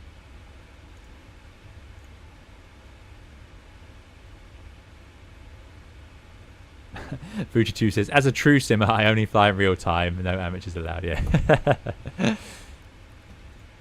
Yeah, it has a great advantage in that the box times actually work. Right, speed brakes away. Very, very effective speed brakes. On the Airbus, if you got high, as we're about to shortly when we don't descend, you would actually put some flaps out and use the drag. They don't tend to do it on the Boeing and the long haul. The speed brakes are so effective, you'll just use the speed brakes. Right, as we approach 10,000 feet, let's do those checks. So we'll get the landing lights on. I'm going to put all the lights on. And I'm going to put the logo lights on. Still can't see much, but there you can just see our logo. Not going to make a good replay. Oh, that reminds me. Do I have the replay set up? Left, 10 miles down, ready to go.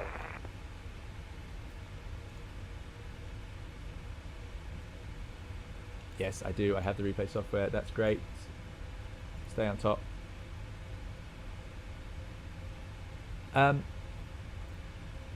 We've got delivery and ground, so I guess no one's flying, no one's running approach. I'm going to get rid of data so I can actually see where the traffic is. That's only 10 miles ahead. That's fine if we get this right. So let us have a look at our chart. Platform altitude is 3,000 feet. So I'm just going to put 3,000 feet in the window and descend via. The aeroplane has planned out an arrival. There's no terrain issue out here. The MSA is nice and low. So I'm happy that we can descend at 3,000 in VNAV path, which is what it's going to do now. And you'll see here, it's prioritizing the path. This is the Boeing way. So we're going to have to use the speed brakes. Next, we need to set QNH, which today, 1014, there we go. Now we can run the approach checklists. So altimeters are on 1014, both sides. That's done. And there's the traffic in front. We need to slow right down. So let's imagine air traffic control demanded of us. We've got 10 tons of fuel. We've still got lots of fuel. So let's go flat 1. Or we are just going to catch up. Speed back to the 1. I'm going to keep the speed brakes out. Cabin's ready for landing. That's good. Let's go flat 5. Come back to the 5 speed. Captain Boss is giving it all she's got, Captain. Excellent.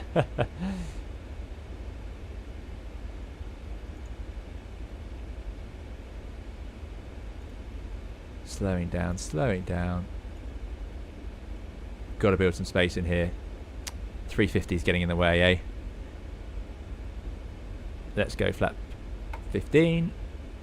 We're just going to slow right down, I think. 160 knots. Let's sit at 160. Captain was going to have to keep the speed up for us. Landing runway 03 left. Have a good landing. It is gloomy. See, my worry when I do this, there's the traffic out there. It's very atmospheric. I love it. This is a lot of flying, you know, for pilots. We do fly around in the dark a lot. I just worry that people tuning in now won't realise we're on approach. I tend to see more people who arrive in the late stage of the stream because they can see you're getting close to the ground. But I don't think anyone's going to spot that today. Anyway, there we go. We are stabilising 7,000 feet, descending to... I wanted 3,000 feet, didn't I? Max 185, yep. 3,000 in the window. You'll start to see the diamonds appear as the ILS tunes.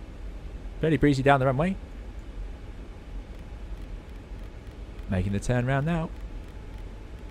And you can see the localizer diamond there. Glide slope not active yet. We're 24 miles out. We've got a long way in. 160 here at flat 15. We should be in a good place actually for this to keep the spacing.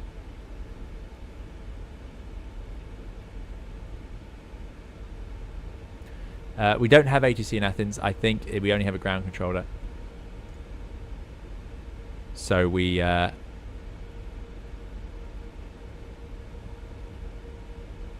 just doing normal Unicom.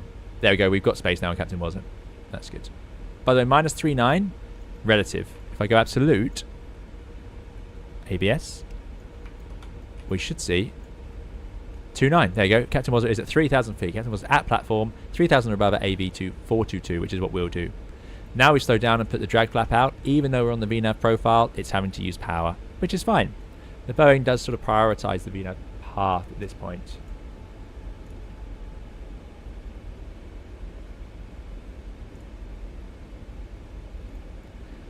Yassine doesn't like the PFD of the 777. I like it. I think it's fine. 7871's quite impressive, but ultimately, when you're using them, you just don't notice. You can swap between them. 10 mile final, 03 left. That's Captain Wasser going in. Excellent. We are at 21 mile final. I just announced that. Athens traffic, Alitalia 245 heavy. 20 mile final, runway 03 left, currently 160 knots. Right. And we got the strobe lights do work nicely. Any cinematic view we can have? Doesn't really give much away, does it? I've got the wing lights on there. Never going to use the wing lights, realistically. What's the point? You can't see the wings from the flight deck. Might get rid of that chart light now. Let's settle down the atmosphere. We could also get rid of some of this flood lighting, really.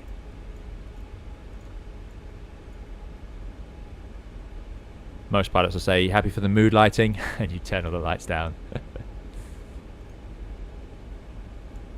Glide slope's now in. There it is. We're in a good place. We've got the energy right back, so we can fly straight in on this 3-degree profile. If we join the ILS directly, we'll be fine. The energy's way back. A Supertramp says, hi 320, are there any weather add-ons you are using, and do you have a link to all your add-ons?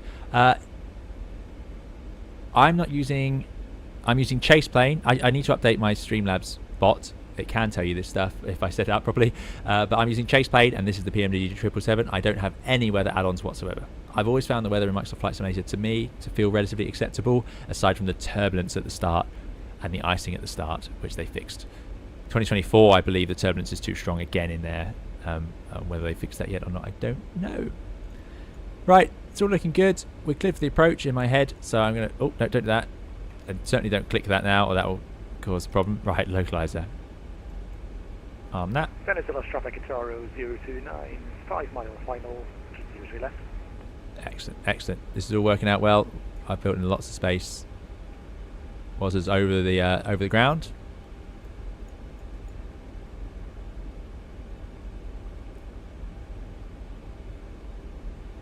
Oh, you can set goals now on YouTube. I'm trying to work out. There's all these buttons I don't recognise.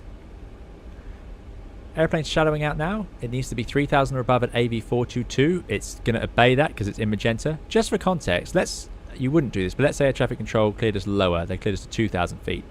But then you look here, it says 3,000 feet or above. Now I'm going to obey that because that's the procedural altitude.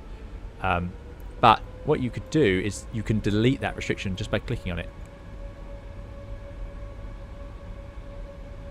He says.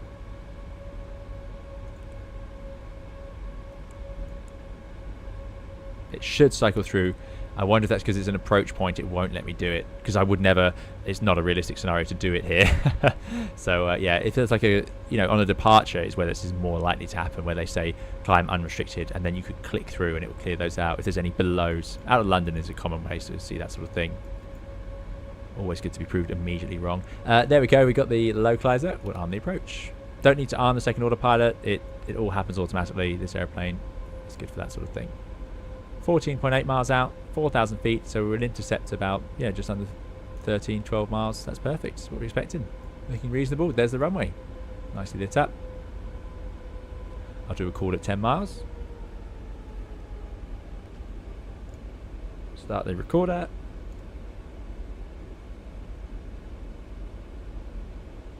E&T says, I think they fixed the turbulence in 2024 and the atmosphere is awesome. Yeah, I have seen some good atmospheres in 2024. We'll stream it. We'll stream it at some point. Why not? Why not? What's the fun otherwise?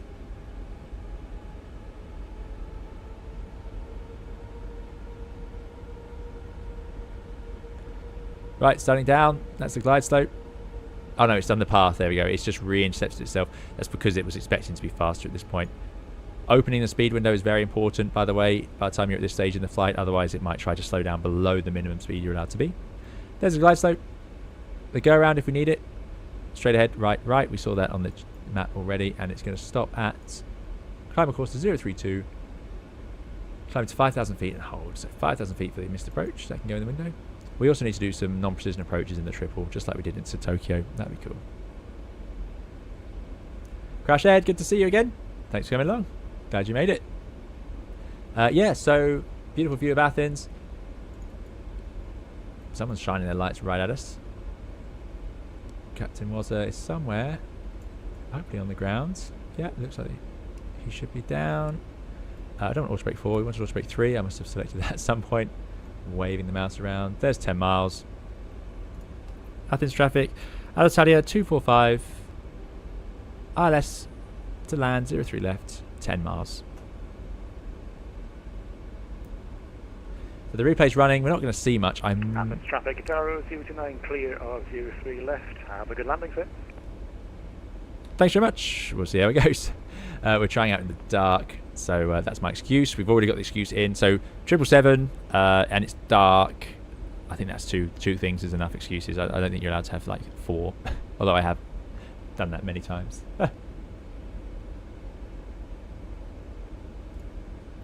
Right. When the radio altimeter comes alive, we'll start configuring. The ground does slightly ramp up, so yeah, it happens a little bit suddenly at the end and into Athens. It's a shame my lovely wing views are all a bit point. Oh, there we go. You can see the engine. That's cool. Remember, that's the diameter of the 737 fuselage. That engine you're looking at there. I think that's really cool. Alright, radio altimeter's alive. Time to lower the gear. Gear down. At that point, we'll arm that speed brake. Let's go flat 20.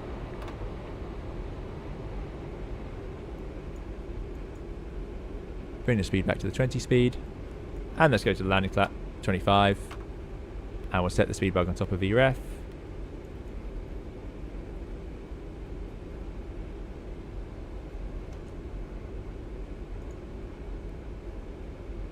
Athens traffic, Alitalia 245 heavy, final approach to land, 03 left. Now hopefully anyone out there would see us with all our lights on. Might be a little brighter now. There we go, awesome, what a machine. Bit of cinematics for a moment. The cinematics do work on the replay, so that should be fun. I might make it daylight for the landing replay, again depending how well the landing goes. And we can run the landing checklist. Landing, checklist complete. What does it look for? Speed brake, landing gear, and flaps. Yeah, awesome.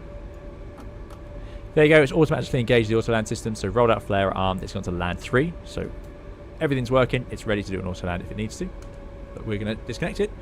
In the Boeing 777 and the 787, by 500 feet rad out, you want to take the autopilot out. The reason is if there's any crosswind, it will start to do its weird wing down technique. And that's a whole video in its own. I need to do a crosswind video in these airplanes. I think it'd be interesting. It's very different to the Airbus in some ways and very similar in others. But essentially, if you take out the autopilot after 500 feet, you can end up with a bit of a wonky sort of aeroplane because it's trying to align with the runway. So, let me just write that down. Yeah, so you would have to sort of do a bit of odd, uncoordinated flying for a moment, which you can do. There you go, we're stable at 1,000 feet. But it's actually a bit easier to take it out a bit earlier. And it's nice to take it out a bit earlier, just to get your hand in for the landing. However, sometimes you can't. If the minimums are too low, it's not sensible to take out the autopilot and manually fly in IMC if you're expecting not to be visual till the last second. In that case, you need to be focused outside looking for the runway. Anyway, autopilot off.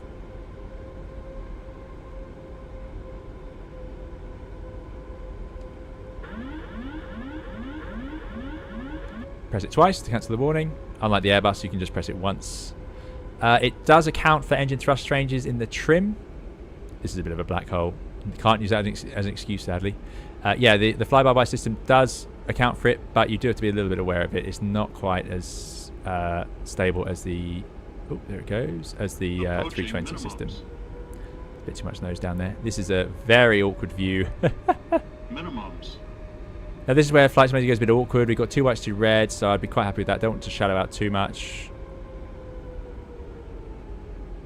And then the glide slope dives underneath you.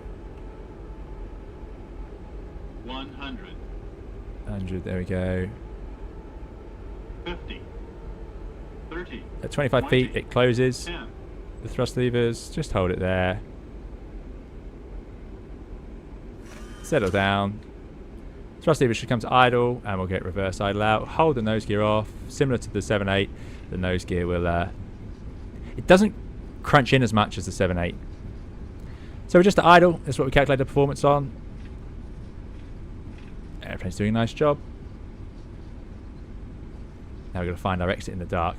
So landing at night, someone asked. It's a bit awkward. We'll go manual brakes. You have to apply a fair bit of braking to disconnect it. There we go. Bit of a float there. We just came over the threshold high. I got a little bit unstable on the final, so you had the engine spooling up. And that's the thing with the auto throttle system, right? It reacts to what you do. So if you raise a nose, it's just going to add power, which is just going to drive you through that glide slope if you're not careful. Landing at night, it's only in those... I know I'm not that excuse. It's only in those conditions. Oh, by the way, we're doing 30 knots, too fast. You're sitting higher in the 777, so you have to be careful. The 7.8 is quite easy to judge your speed because it's so low. On the 777, it's high. Yeah, when you land in a black hole, it's called, where you have no lights around the runway, you just got the runway lights, it can be very odd. You lose a lot of the visual cues that you'd normally judge for the flare. Anyway, we have now vacated. Thank you all for flying along. Replay coming shortly. Let's go to airports and have a look. That didn't work. Let's vacate. I think we must be parking... I love the blue lights. They've done a good job on those here. Although there's a tower. I'm a bit committed now to this direction.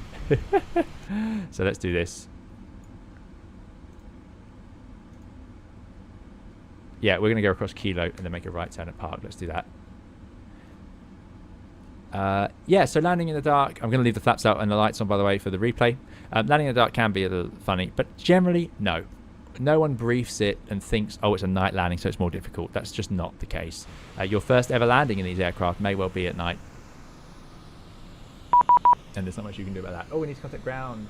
Sorry. 121755. Let's stop here. 121755. Yeah, so if you are leaving now, thank you so much for watching. Do please leave a like on the way out. But otherwise, replay coming up shortly. We can discuss the landing. You'll see the float a bit more. Today, Turkish 1999. I'm going to keep moving because we've only got one route from here. Ground, good evening. Alitalia 245 Heavy vacated. Alitalia 245 Heavy, welcome back to the Alpha Kilo. Then Charlie Echo stand correction gate Bravo 11. Good evening. We'll taxi via Alpha Kilo Charlie Echo stand Bravo 11 Alitalia 245 Heavy. Alpha Kilo Charlie Echo. I think we're on the main terminal then. Bravo 11. Perfect. That's fine. Now this is where it gets tricky, driving airplanes around at night. This is Kilo, so we want to not go back onto... There you go, it's just a 90-degree right turn. We'll do that. Bath McNabb says, now we know the new rig is fit for purpose. Many more streams are expected. Yes, me too. I'm really pleased with its performance today. You know, we've had lots of trouble with sort of lag and cutting out, and it seems to have behaved. So I think a lot of that was down to my last computer just running out of space. The SSDs were full. Everything was full. So I'm going to turn off the strobe light just to look slightly professional. There we go. Yeah. Because the after landing flow would be anti-ice, but we don't need it. Lights, we would readjust. And then radar, weather radar off. We can do that one.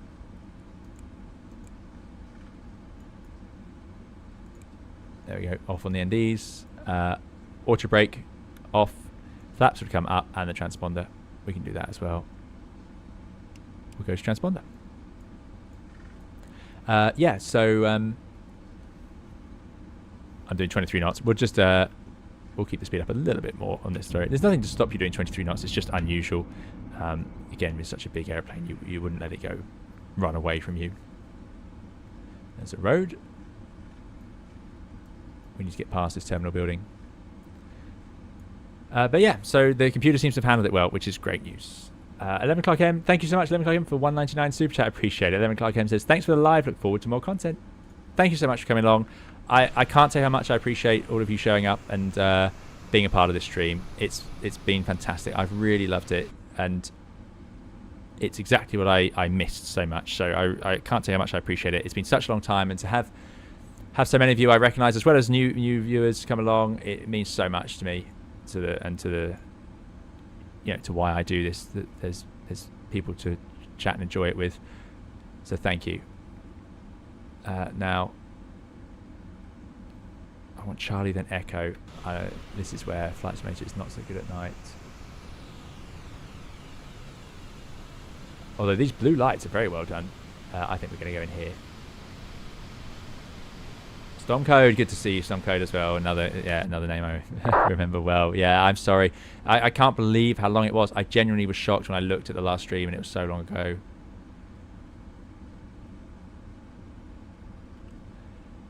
I need to figure out what airplane we want to fly next. X-plane might be a little while away because I need to set that up. Pavel, good to see you, Pavel. We did have the first officer for a little while. Yep, she did make an appearance. I think some people heard her. Lucas 777, thank you so much. There we go, we've made it onto Charlie. Now onto Echo.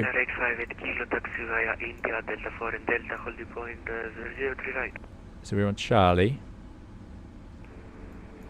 Echo is the 45-degree entrance. That's here. Yeah, we are in serious heavy metal today. And it's funny, from here you wouldn't know, would you? It's just another flight deck. But this is a monster. Fuji2 would like more warning for the next live stream? Absolutely. What happened this time was I couldn't get a thumbnail ready in time. And it's hard to set up a live stream without a thumbnail. So that's why. So next time, a bit more warning. Yep. I normally try and give 24 hours. Maybe we can do even more. So fair enough. Definitely. Right. 17, 15, 13, 11. 17, 15, 13. It's that one, 11. These default airports are just terrible, aren't they? And there's Captain Bozza, the 350, racing ahead of us. That's the future.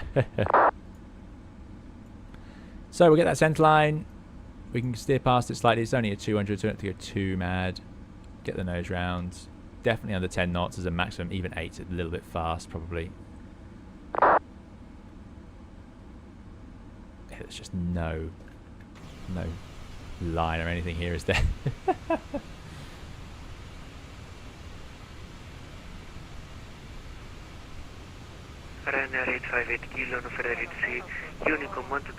Squeeze that nose right in. Flag brake set, and then we would shut down. Thank you so much to VATSIM. It's been fantastic. We had plenty of controllers on today, but we would disconnect. Thanks for the flying along. Wide Rumble says it's the lack of apron lights that gets me. Yes, indeed.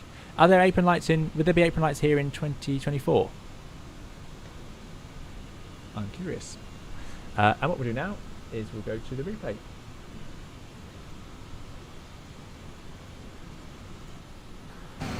Right, I'm going to add a little bit of daylight. Otherwise, this could be a slightly dreary replay for you all.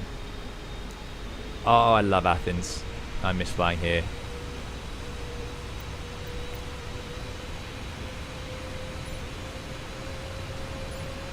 There we go. Thanks, First Officer UK. You're very welcome. Person was says, pay seeing you here. It's great. Yeah. I don't use any frame gen or auto FPS. No, this is vanilla flight sim, as it were. Let's just go straight down to the runway. So yeah, we got a bit unstable towards the end there. Things happen quickly, although it does have slower approach speeds than the 787. We crossed the threshold a little bit high, within tolerance, but definitely getting on the high side. Aeroplane has good ground effect. Small flare is all that's needed. There it was, and then just let it settle. There we go. Up came the speed brakes. Yeah.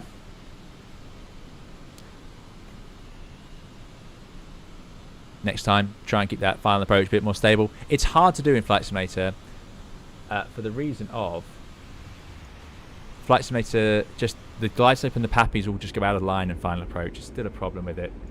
And it's quite frustrating because it is the exact moment you don't want that to happen. Anyway, let's arm the speed brakes for landing. Let's put ourselves back to a reasonable height. I don't actually remember what was a good height. And then we'll give ourselves a nice camera view. Yeah, we'll do that one, I think, for today. And I'm going to say thank you all so much for coming along to today's stream. I really appreciate it. There's been so much support. It's been fantastic to talk to you all. Thank you for those very generous super chats, and thank you to the moderators for looking out for us as well. Really appreciate that.